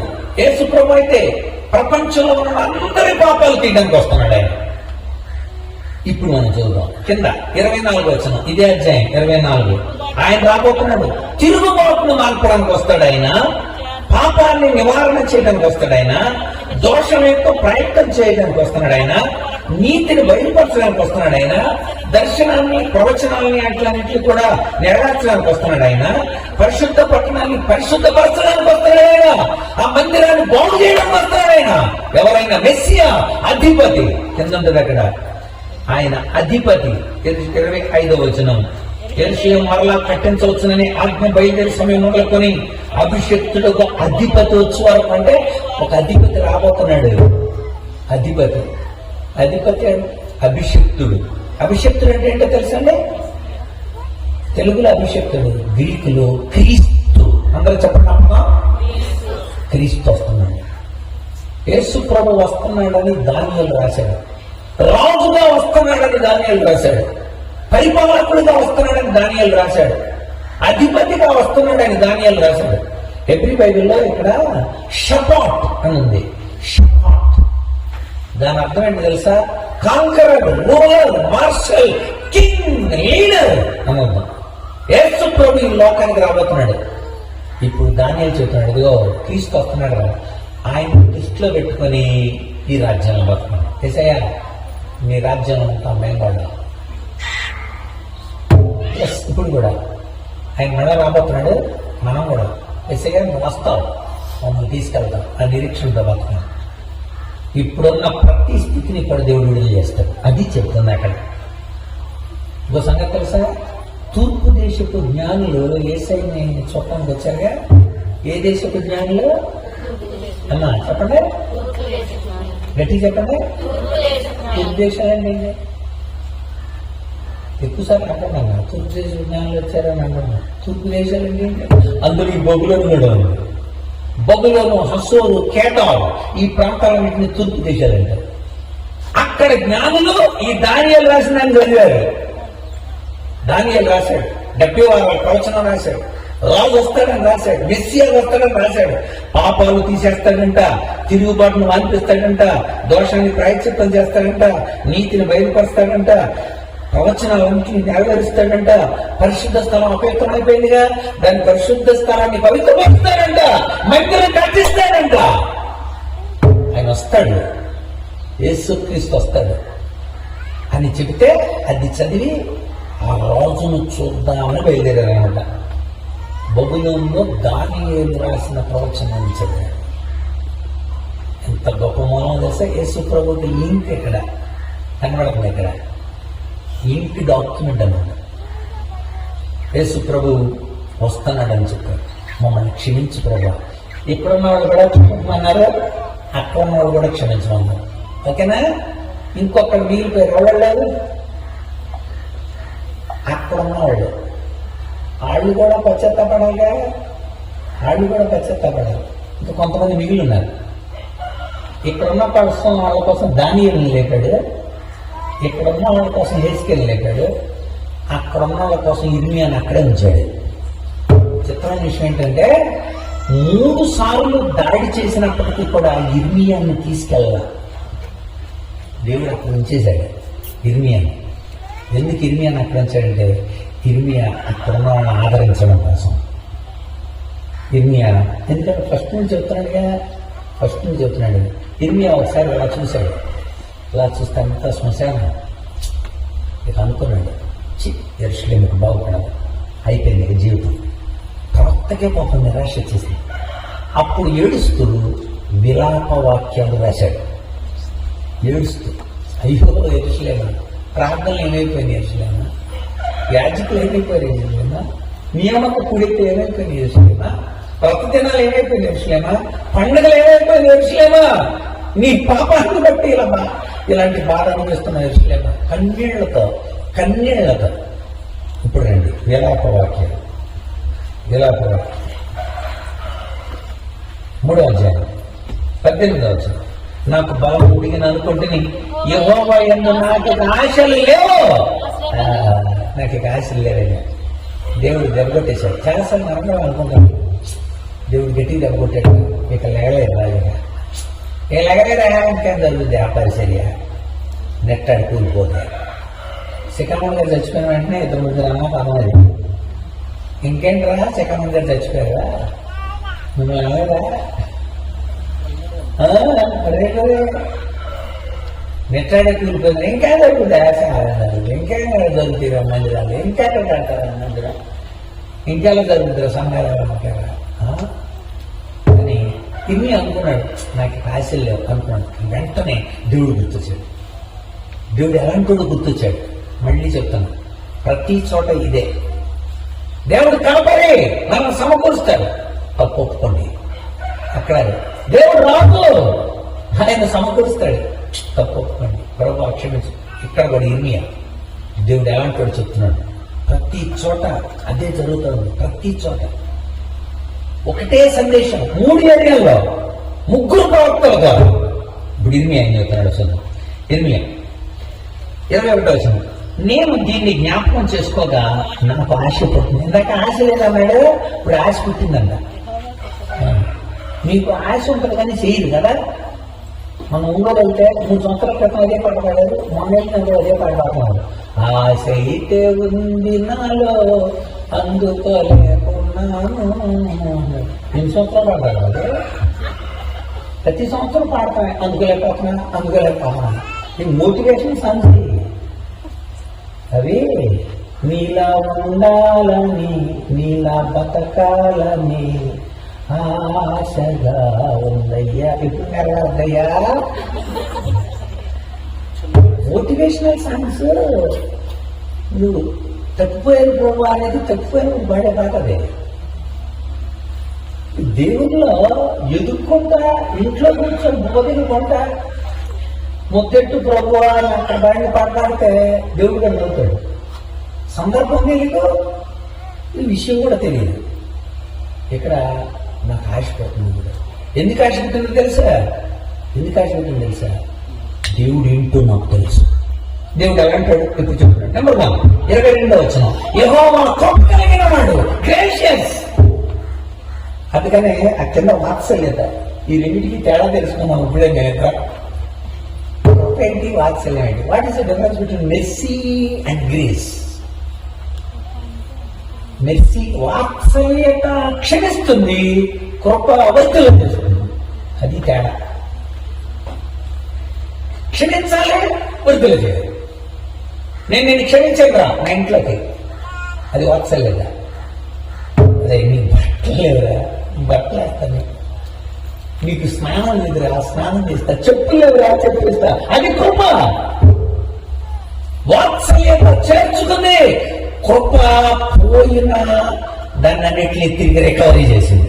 అందుకంటున్నాడు ఆయన కృప కలిగినాడు, మళ్ళీ రికవరీ ఇస్తాడు. మీకు ఆయన కృప కలిగినాడు. కృప ఎంత గొప్పది. కొరింథీ 2వ పత్రిక 9:8 తర్వాత చదవాలి. కొరింథీ 2వ పత్రిక 9. అన్నిటి యందు ఎల్లప్పుడూ మీలో మీరు సర్వ సమృద్ధి గలవారే ఉండడానికి, ఉత్తమమైన ప్రతి కార్యం చేయడానికి మీ ఎడల కృప, వెంబడి కృప, సమస్త విధములైన కృప. కృప ఎందుకు చెప్తున్నాడు? ఎవరైతే నిన్నమ్మా 1 అన్నిటి యందు కృప. నేను రావడంలో కృప, ఇక్కడ ఉండడంలో కృప, వర్తమానం చెప్పడంలో కృప, అన్నిటి యందు కృప. తినడంలో కృప, 11 గంటల తిన్న అరగడంలో కృప. మరి అంతేగా, నువ్వు ప్రతిరోజు 12 గంటలు తిన్నాను తెలుస్తుంది నీకు. మాకు ఎప్పుడు 12 గంటలు ఎప్పుడు ముందు పెడతానుకుంటారా? కూటంలో ఉన్నాము కూటంలో ఉన్నాము, అయ్యా తింది కానీ అంటారు కదా. నువ్వు ఎప్పుడు 11 పడుతున్నారు కానీ ఇప్పుడు వరకు నాకు ఇండైజేషన్ పదం రాలేదండి.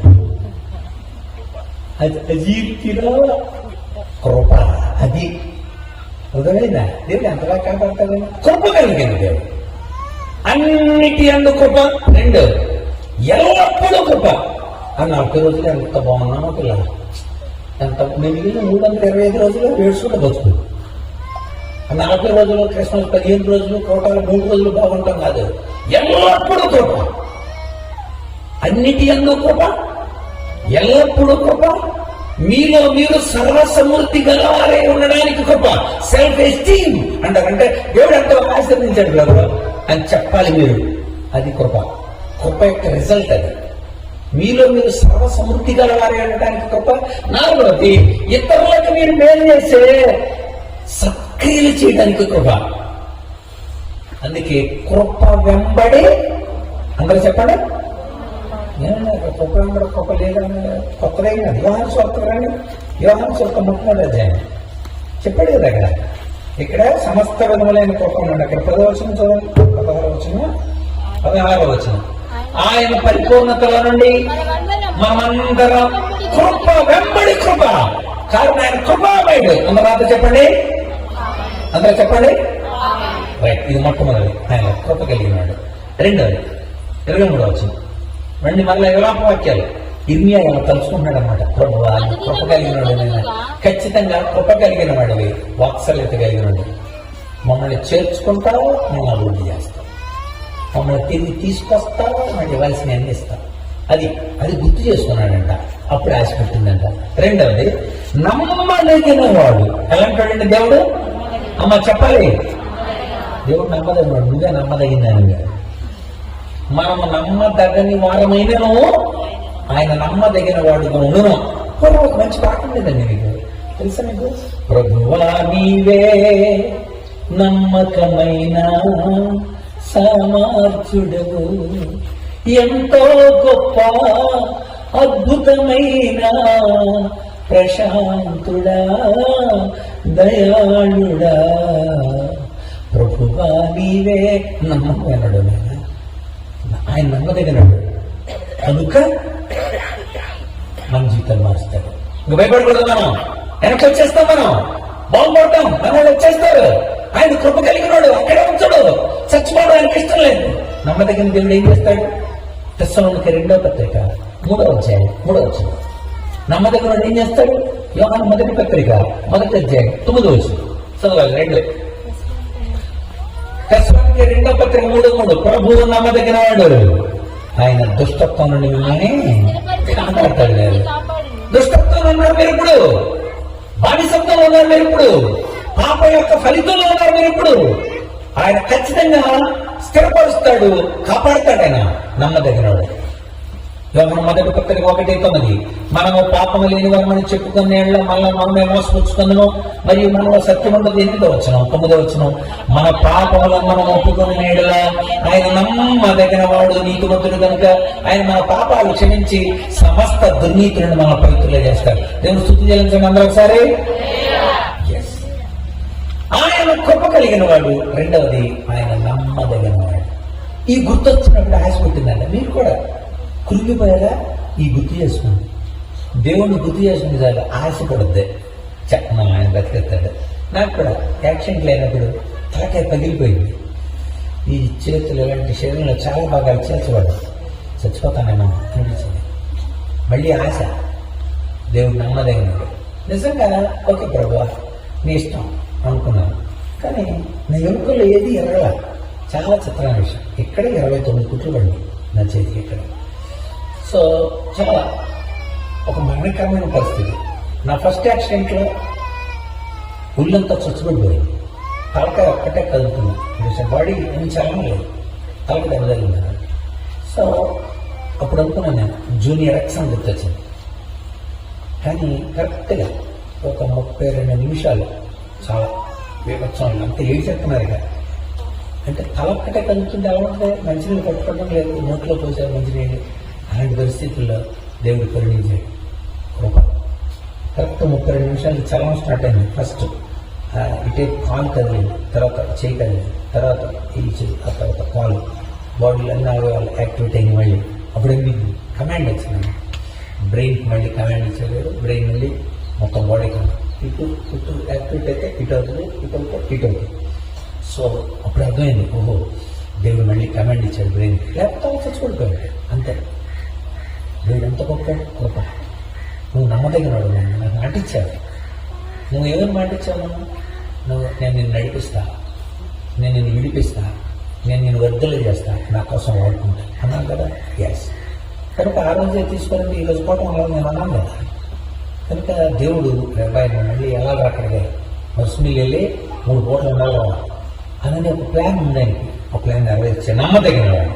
నెక్స్ట్ తర్వాత ఒకటి కృప కలిగిన వాడు, రెండవది నమ్మదగిన వాడు, మూడవది అక్కడ 25 తను ఆశ్రయించి ఆయన దయాళుడు. దయాళుడు అంటే good one. God is good, మంచివాడు, చాలా మంచిది. మనమే మంచిగా ఉన్నాం కానీ మంచితనాన్ని కోల్పోయాం. ఆయన చాలా మంచివాడు. బైబిల్లో 4 అర్థాలు ఉంటాయి. 4 దయాళుడు, మంచివాడు, ఉపకారి, ఉత్తముడు.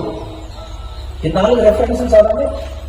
4 దగ్గర అద్భుతమైన అర్థం ఉంటుంది. మొట్టమొదటి దయాళుడు అన్నాడు ఇక్కడ. ఆయన దయాళుడు, ఆయన దయ చూపుతాడు. ఓకే. రెండవది దేవుడు ఉత్తముడు. నహూము గ్రంథం మొట్టమొదటి అధ్యాయం 7వ వచనం చూడండి. నహూము 1:7. ఉత్తముడు అన్న good. Jehovah God is good.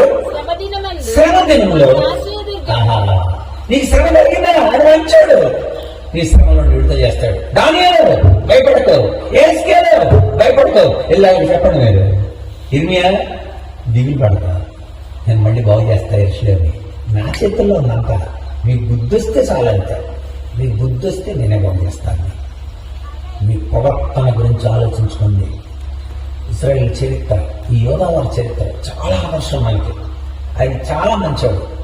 ఆయన మనల్ని శ్రమ దినాల్లో ఆయన తోడుకుంటాడు. 145వ కీర్తన 7వ వచనం. 145:7. ఇక్కడ ఒక పదం ఉంది, దయాళుడు, ఇక్కడ ఉత్తముడు, అక్కడ ఉన్నాడు. 45:7 వచనం, 9వ వచనం. యెహోవా అందరికి ఉపకారి. యెహోవా అందరికి ఉపకారి ఎన్నో వచ్చినది? 9. ఓకే. 145:9. యెహోవా అందరికి ఉపకారి. God is good.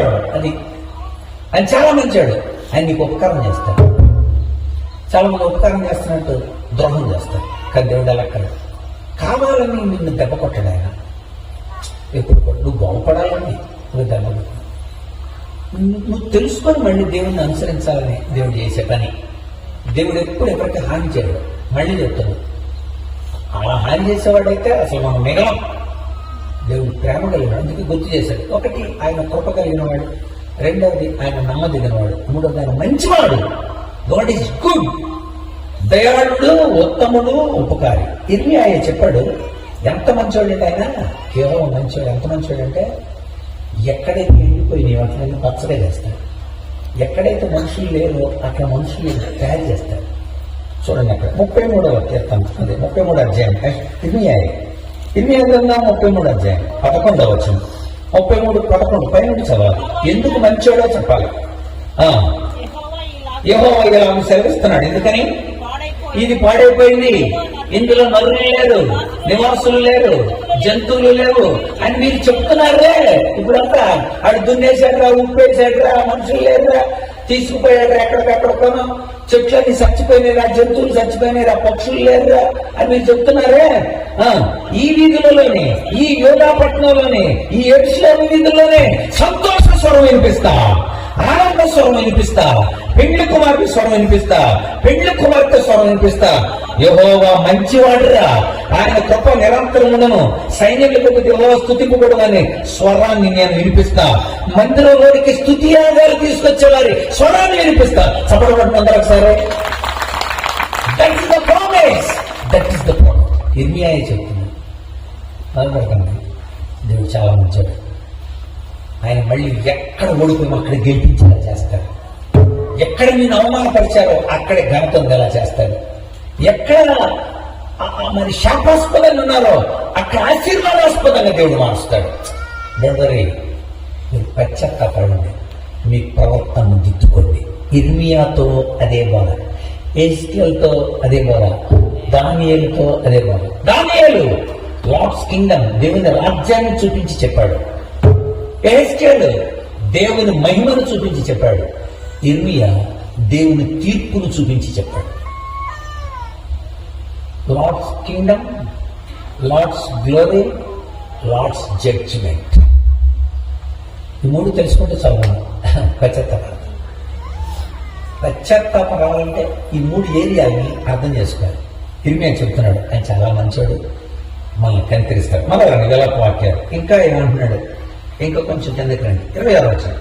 నరుల ఆశ కలిగి యెహోవాను గ్రహించి రక్షణ కొరకు ఓపికతో కలిగిన ఆయన రక్షకుడు.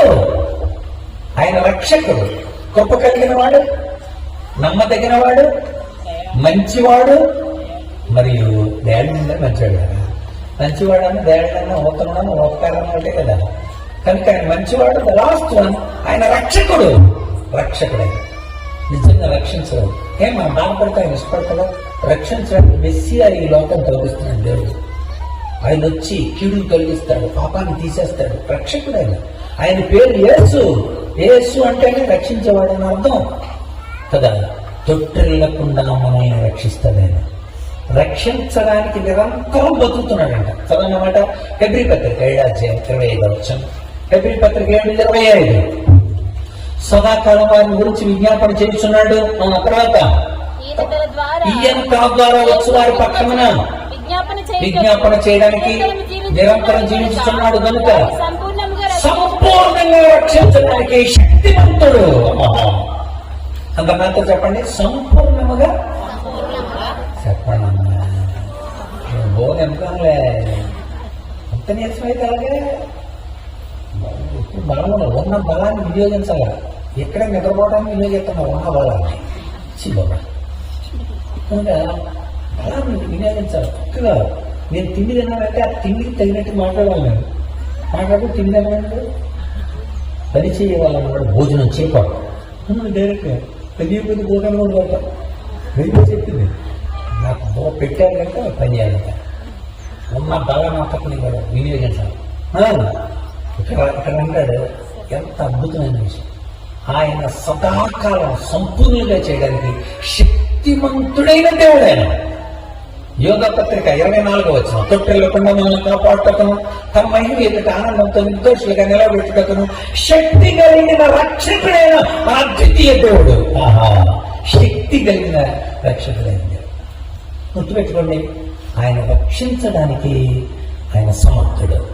ఆయన తగినాడు, సరిపోయినాడు కదా. స్టీవెన్ మంచి పాట రాశాడు, పడకుండా నిలబెట్టుటకు సరిపోయిన వాడవయ్యా, పదిలంగా మమ్ము స్థిరపరచే పరిశుద్ధ దేవుడవయ్యా, సరిపోయిన వాడవయ్యా, యేసు మాకందరికీ పరిశుద్ధ దేవుడవయ్యా, చేరాము నీదరి.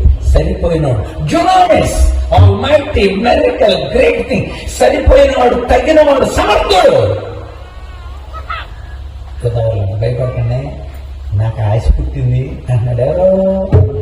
ఇర్మియా మీకు కూడా ఆశ పెట్టాలి. ఎందుకు? ఇంకా కొంచెం చెప్పండి. 31 ఆయన సర్వకాలం విడనాడు, బాధ పెట్టినా కృపా సమృద్ధిని బట్టి జాలి పడతాడు. హృదయపూర్వకంగా ఆయన నరులకు విచారమైన బాధ అయినా కలగజేయడు. కనుక ఇప్పుడు మనం ఏం చేయాలి? దేవుడు ఎలాంటాడో ఇందాక చెప్పాను. దేవుడు ఎలాంటాడో తెలుసుకో, నువ్వు చేయాల్సింది చెయ్యి. అదే చెప్పాడు ఎజ్కేల్, అదే చెప్పాడు దానియేలు. ఇప్పుడు ఇర్మియా చెబుతున్నాడు. దేవుడు ఎలాంటాడో చెప్పాడా? మనం చేయాల్సింది చెప్తున్నాడు. చూడండి, రైట్. 40 మన మార్గాలను పరిశోధించి తెలుసుకొని యెహోవా తట్టు తిరుగుదమో. ఇదే మాట ఎజ్కేల్ చెప్పింది, ఇదే మాట దానియేలు చెప్పాడు. ఆయన తట్టు తిరగాలి, మనం ఆయన తట్టు తిరగాలి. నెక్స్ట్ ఏం చేయాలి? మనం ఆయన తట్టు తిరిగి ఆకాశముందున్న దేవుని తట్టు మన హృదయమును, మన చేతులు ఎత్తుదాం. ఇది ఇలా పైకి చేతులెత్తి, ప్రభువా. అక్కడ దానియేలు అంటాడు, మేము పాపం చేశాము నాయనా, క్షమించు. ఇక్కడ ఇర్మియా చెబుతాడు, మేము తిరుగుబాటు చేసిన వారు నాయనా, ద్రోహులైనా, అందుకే నువ్వు క్షమించుకుని పంపించేశావు. ఇప్పుడు క్షమించు ప్రభువా. ద్రోహులను మేము. ఇంకా ఇర్మియా ముందు నుండి చెప్పాడు, ఇప్పుడు కూడా చెప్తాడు. గుర్తుపెట్టుకోండి, ఏ ఏరియాకి వెళ్ళినా దేవుడు ఆశీర్వాదానికి ఒకే ఒక్క జవాబు కనబడుతుంది: మన పాపములను మనం ఒప్పుకొని ఆయన తట్టు తిరిగి మన పాపాలు ఒప్పుకోవాలి. అంతే. మీ ప్రవర్తనలో దిద్దుకోండి అంటే ఇదే అంశం. కొన్ని సంవత్సరాలు కొట్టాలు పెట్టుకున్నారా? కొన్ని సంవత్సరాలు జరిగిన కొట్టాలు నేను రాలేదు, బిజీగా రాయకుండా, అందుకని అడిగా. మరి మళ్ళీ ఈ సంవత్సరం ఎందుకు కోటలు పెట్టుకున్నారు? దానికి జవాబు పెట్టుకున్నారు. కొన్ని సంవత్సరాలు కోటలు పెట్టుకున్నారు, మళ్ళీ ఈ సంవత్సరం ఎందుకు కోటలు పెట్టుకున్నారు? ఇంకా మన జీవితాల్లో దేవునికి అవిధేయతతో కూడుకున్న విషయాలు అందరూ దేవుని స్వరూపం మనలో ఏర్పడాలి. అందుకు దేవుడు చెప్తున్నాడు. 3 ఏరియాలు అయిపోయినాయిగా, వెనక్కి ఎలా రప్పించాడో రాత్రి తెలుస్తుంది. 3 ఏరియాలు అయిపోయింది. దేవుడు మనం అడుగుతున్నాడు, మీరు కనుక అలా చేయకపోతే ఏం చేస్తాడు? అది చూపించి నేను ప్రార్థన చేస్తాను. ఒకసారి రండి, రోమాపత్రిక. చేయకపోతే కూడా ఏం జరుగుతుందో చెప్పాలి మీకు నేను. రోమాపత్రిక మొట్టమొదటి అధ్యాయం 21వ వచనం చూద్దాం. దేవుడే నెగిటివ్ అయితే, దేవుడే కనుక పర్లేదుగా అనుకుంటున్నాను నేను. అక్కడ జరగవచ్చు. మరియు దేవుడిని ఎదిగి ఆయన దేవునిగా మహిమపరచలేదు. అంటే దేవుడు అంటే తెలుసు, మందిరం అంటే తెలుసు, సహవాసం అంటే తెలుసు, సన్నిధి అంటే తెలుసు, లేకపోతే బైబిల్ అంటే తెలుసు. అయినా కానీ దేవునికి మహిమ కలిగేలా చేయట్లేదు మీరు. అంతేకాదు కృతజ్ఞతాస్తుతులు కూడా చెల్లించట్లేదంట. దేవుని ఎదిగి మహిమపరచట్లేదు. రెండవది కృతజ్ఞతాస్తుతులు చెల్లించలేదు. రిజల్ట్ ఏమవుతుందో తెలుసా? నేను రిజల్ట్ చెప్పుకోవడం కోసం చెప్తున్నా. ఇప్పటికైనా సరే మన పూట ఎందుకు పెట్టుకున్నామంటే ఇంకా దేవుని మహిమపరచట్లేదు, ఇంకా కృతజ్ఞతాస్తుతులు చెల్లించట్లేదు మన కుటుంబాల్లో. కూటలప్పుడు కాదు, ప్రతిరోజు బయటకు తెచ్చుకోవడం, ప్రతిరోజు వెలుగు కాదు. నేను బోధనట్లేదండి, ప్రతిరోజు నువ్వు ఆనందంగా ప్రతిరోజు ఆనందంగా ఏమన్నారే దేవుని మహిమపరచాలి. నువ్వు మహిమపరచట్లేదు, ఇంకేమన్నాడు? కృతజ్ఞతాస్తుతులు చెల్లించలేదు. గనుక రిజల్ట్ ఏంటి? 22 వారి అవివేక హృదయం అంధకారం అయిపోయింది. తర్వాత జ్ఞానులు అని ఒకవేళ బయట చెప్తారు మీ గురించి, బుద్ధిహీనులై. రిజల్ట్ అది వ్యర్థులైపోయింది. తమ కార్యాలు వ్యర్థులై కూడా ఉంటుంది అక్కడ 21లోనే.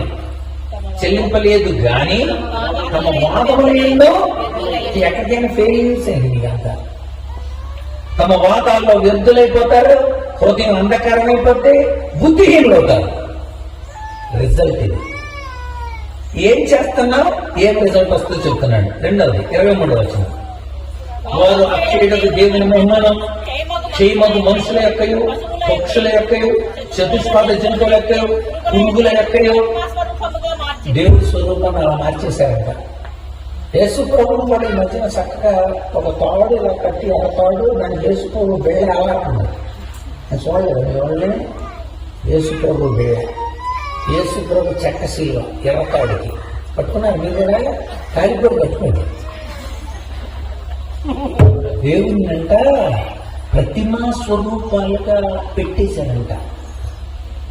అది పెట్టుకుంటే చాలు. దేవుడి స్వరూపాన్ని అంజూరు పళ్ళలో ఇస్తున్నాడంట. అంజూరు పళ్ళను టమాటా కాయలకి. ఇప్పుడు అంజూరు పళ్ళు ఇస్తున్నాను. మన 6 సాక్ష్యాలు నేను నోట్ చేశాను. చాలా బాధగా ఏం చెప్తాను తెలుసా? అంజూరకాయ తిన్నాను, నాకు జబ్బు తగ్గింది.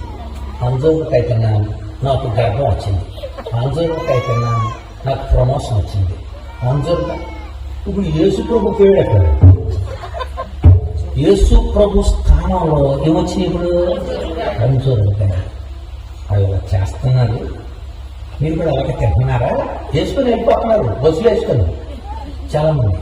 ఇది అంజూరకాయల కోసం టమాటాకాయలు ఇస్తున్నాడు. కానీ టమాటాకాయలు ఏదైనా సరే దాన్ని 6 ముక్కలు పోయామా, 2 ముక్కలు ఇక్కడ తిను, 2 ముక్కలు భర్తకు పెట్టు, ఏదైనా చోట మళ్ళీ మిగిలిన 2 ముక్కలు బీరువాలో దాచుకోమ్మా అన్నాడు. పైన లేదా అవి కూడా సాయంత్రం వెళ్తాను ఇంకుని. అంత ఏంటండి ఇది? దేవుని మహిమ కాయగూరలోను, కూరగాయల్లోనూ, గుండెకాయల్లోనూ. ఇదండి మనకే ఆకుల్లోనూ, కచ్చిపుల్లోనూ, నూనెలోనూ, చేపల్లోనూ, గొడుగుల్లో, వీటిలోనండి, కోడిగుడ్లలో. ఇంకేంటి ఇది? అందుకని ఆయన బాధపడుతున్నాడు దేవుడు. మీరు అలా చేశారు కనుక ఏం జరుగుతుంది? ఇప్పుడు రిజల్ట్ చెబుతున్నాడు. ఏం జరుగుతుంది? 24వ వచనం, ఈ హేతు చేత వారు తమ హృదయ దురాశను అనుసరించి శరీరాన్ని పరస్పరం అవమానపరుచుకున్నట్లు దేవుడే వారిని అపవిత్రతకు అప్పగించాను. ఎవరు అప్పగించింది? దేవుడే. వదిలేశాడు అంతే. అపవిత్రమైన పనులు చేయడానికి మంచి ఆలోచన రావట్లేదు. వాళ్ళకి పనికిమాల ఆలోచన వదిలేశాడు నేను. అంత కఠినమైన మాట్లాడలేక అందుకని అక్కడ అంటాడు. తర్వాత మూడవ చేసిన తప్పు, మొట్టమొదటి ఎరుగుని మహిమపరచట్లేదు, కృతజ్ఞతాస్తుతి చెల్లించట్లేదు. రెండవది పక్షుల యొక్క, జంతువుల యొక్క, పురుగుల రూపంలో దేవుని ప్రతిమ చేసుకున్నారు. మూడవది అక్కడ 25వ వచనం, దేవుని సత్యాన్ని అసత్యానిగా మార్చి సృష్టికర్త బదుగా సృష్టాన్ని పూజించున్నారు. ఆయన యుగయుగాలకు స్తోత్రాలుడై ఉంటే వాటిని వదిలేసేసి మీరు బొమ్మల దగ్గరికి వెళ్ళి వేసుకోవడం, బొమ్మ ఇలా దండం పెట్టుకోండి, బైబిల్కి దండం పెట్టుకోండి. బైబిల్తో దిష్టి తీస్తున్నా కావిడ, బైబిల్ గుండికాయని పెడుతున్నా కావిడ, గుండికాయని పెళ్లి కూతురు దగ్గర బైబిల్తో దిష్టి తీస్తున్నట.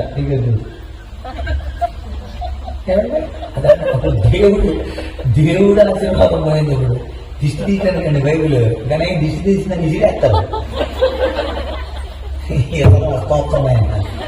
స్తోత్రం చేయలేదు ముందు.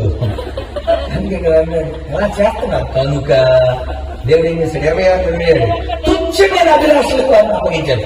పనికిమాల ఆలోచన అప్పనే అన్యాక పనికిమాల ఆలోచన ఎందుకు అప్పనే? నువ్వు చేయాల్సిన పని చేయట్లేదా, అందుకే పనికిమాల ఆలోచన దేవుడే అప్పగించాడు. తర్వాత సమస్త దుర్నీతి కార్యాలు అన్నమాట. ఇంకా చాలా స్త్రీలు కూడా స్వాభావికమైన పనికిమాల ఆలోచన. పురుషులు స్త్రీలు పెళ్లి చేసుకుంటారంట. సుప్రీంకోర్టు దాన్ని పర్మిట్ ఇచ్చింది. ఎంత భయంకరమైన పరిణామ పరిస్థితులు అన్నీ కూడా. లింగ మార్పిడి చేసుకుని రోడ్ల పడి లేక అనుకుంటా లింగ మార్పిడి చేసుకుని సిగ్గుకరమైన విషయాలు కావాలని చేసుకొని ఈరోజు చూస్తున్నాం. ఎంత బాగా వాళ్ళని చూసి బాధపడి ఎడ్వర్డ్ విలియమ్స్ అన్నాను వాళ్ళ మధ్య సేవ చేస్తున్నాడు. వాళ్ళకి సుమారు ఇప్పుడు 10 సెంటర్లు కట్టాడు. ప్రతి సెంటర్ యేసు ప్రభువుని గురించి తెలియజేస్తున్నాడు. వాళ్ళ కోసం లైన్ పిలిచాడు. చాలా మందికి ముందు పగిలిపోయింది. అసలు ఎంత శాఖగా చేసుకుంది. నిజం అలా చేసుకున్నారంట. ఎందుకు అలా జరుగుతుంది? వాడు సత్యాన్ని అసత్యాలుగా మార్చారన్నాడు 25వ వచనంలో. సత్యాన్ని అసత్యంగా మార్చేశారు. సృష్టాన్ని పూజించి దేవుని వదిలిపెట్టేశారు. లోకాన్ని ఎక్కువ ప్రేమిస్తున్నారు. నేను నన్ను విడిచిపెట్టేస్తాను, తుచ్చమైన అభిలాషకు అప్పగిస్తాను. చివరికి ఇంకో మాట ఉన్నాడు 28వ వచనం, వారు తమ మనస్సులో దేవునికి చోటియనలేకపోయారు కనుక చేయరాని కార్యములు చేయటకు దేవుడే భ్రష్ట మనస్సుకు వారిని అప్పగించారు. అందుకు మళ్ళీ కొట్టాలి. మనకెందుకు ఈ కొట్టాలి? ఇజ్రాయేల్ కంటే అయ్యి అనుకుంటున్నారేమో. 1 మనకు చెప్తున్నాను. దేవుని ఎరిగుండి ఆయన మహిమపరుస్తున్నావా? దేవుని ఎరిగుండి ఆయనకు కృతజ్ఞతాస్తుతి చెల్లిస్తున్నావా? దేవుని ఎదుగుండి ఆయనకి ఇవ్వాల్సిన గౌరవం ఆయనకి ఇస్తున్నావా? దేవుని ఎదుగుండి ఇంకా ఆ విగ్రహాలను దేవుడి బొమ్మలు యేసు బొమ్మలకి వెళ్ళవారిని యేసు మా ఇంటి ఏంటంటే చున్నీ వేసుకున్న యేసు ప్రభు యొక్క సిలువ ఉంటుందండి. అక్కడ ప్రతిరోజు అమృతలు వెళ్ళిస్తాను, ఎత్తుకొని కూడా అమృత పెట్టి అడిగి గుచ్చుతానండి. ఇంకా నీ జీవితంలో నీ హృదయంలో సత్యాన్ని నువ్వు, వాక్యాన్ని నువ్వు, దేవుని రక్తాన్ని, దేవుని యొక్క ఆత్మని, దేవుని వాక్యాన్ని నింపుకోవాల్సింది నువ్వు. ఇంకా దేవుడు బాధపడ్డా ఇంకా చెప్పాడు అక్కడ సత్యాన్ని అసత్యంగా మార్చి తన మనస్సులో దేవునికి చోటు అందుకు కోటాలి. అది కొత్తగా మనం చెప్పారు. అందుకు కోటాలి. కనుక మనం పరిశీలన చేసుకున్నా, నిజంగా మనం దేవుడికి చోటు ఇచ్చామా? నిజంగా సత్యాన్ని సత్యంగా అనుసరిస్తున్నామా? నిజంగా వాక్యాన్ని మనం తెలుసుకుని దాని ప్రకారం నడుస్తున్నామా? నిజంగా దేవునికి ఇవ్వాల్సిన గౌరవం దేవునికి ఇస్తున్నామా? దేవునికి కృతజ్ఞతాస్తుతి చెల్లిస్తున్నామా? ఇజ్రాయేలు ఆ యోధావులు దేవుడికి దూరం అయిపోయారు. దేవుడు చెప్పిన లేఖనం చాలా నెరవేరేది. ఆయన చెప్పిన ధర్మశాస్త్రం ఆ తీర్పు ఖచ్చితంగా నెరవేరేది. ఉగ్రత రాకముందే పశ్చాత్తాపడి 2 ప్రాముఖ్యమైన విషయాలు. దేవుడు ఎవరో తెలుసుకోండి. ఆయన మనకి ఇచ్చిన బాధ్యతల ప్రకారం చేయకపోతే క్షమాపణ ప్రభువా మమ్మల్ని క్షమించు. 3 ఏరియాలోని ప్రజలు పశ్చాత్తాపడ్డారు. దేవుడు వెనక్కి తీసుకొచ్చేసాడు. ఎలా తీసుకొచ్చేసాడు? రాత్రికి మనం తెలుసుకుందాం. తీసుకొచ్చిన దేవుడు మందిరాన్ని ఎలా కట్టించాడు, జకర్యా హగ్గేయుని ఎందుకు లేపాడు, ఎజ్రా నెహెమ్యాలను ఎందుకు ప్రోత్సహించాడు, జెరుబ్బాబెలు రంగంలోకి ఎందుకు దిగాడు, రాజుని దేవుడు లేపి మందిరాలు ఎలా కట్టించాడు, విషయాలు మనం రాత్రి తెలుసుకున్నాం. నెట్టుకు మన థీమ్ ఏంటంటే మన ప్రవర్తననే ఆలోచించుకొని దిద్దుకోవాలి. గోదావరి కాదు, మనం కూడా మన ప్రవర్తన ఆలోచించుకొని దిద్దుకోవడానికి పరిశుద్ధాత్మ దేవుడు మనందరినీ సిద్ధపరచును గాక.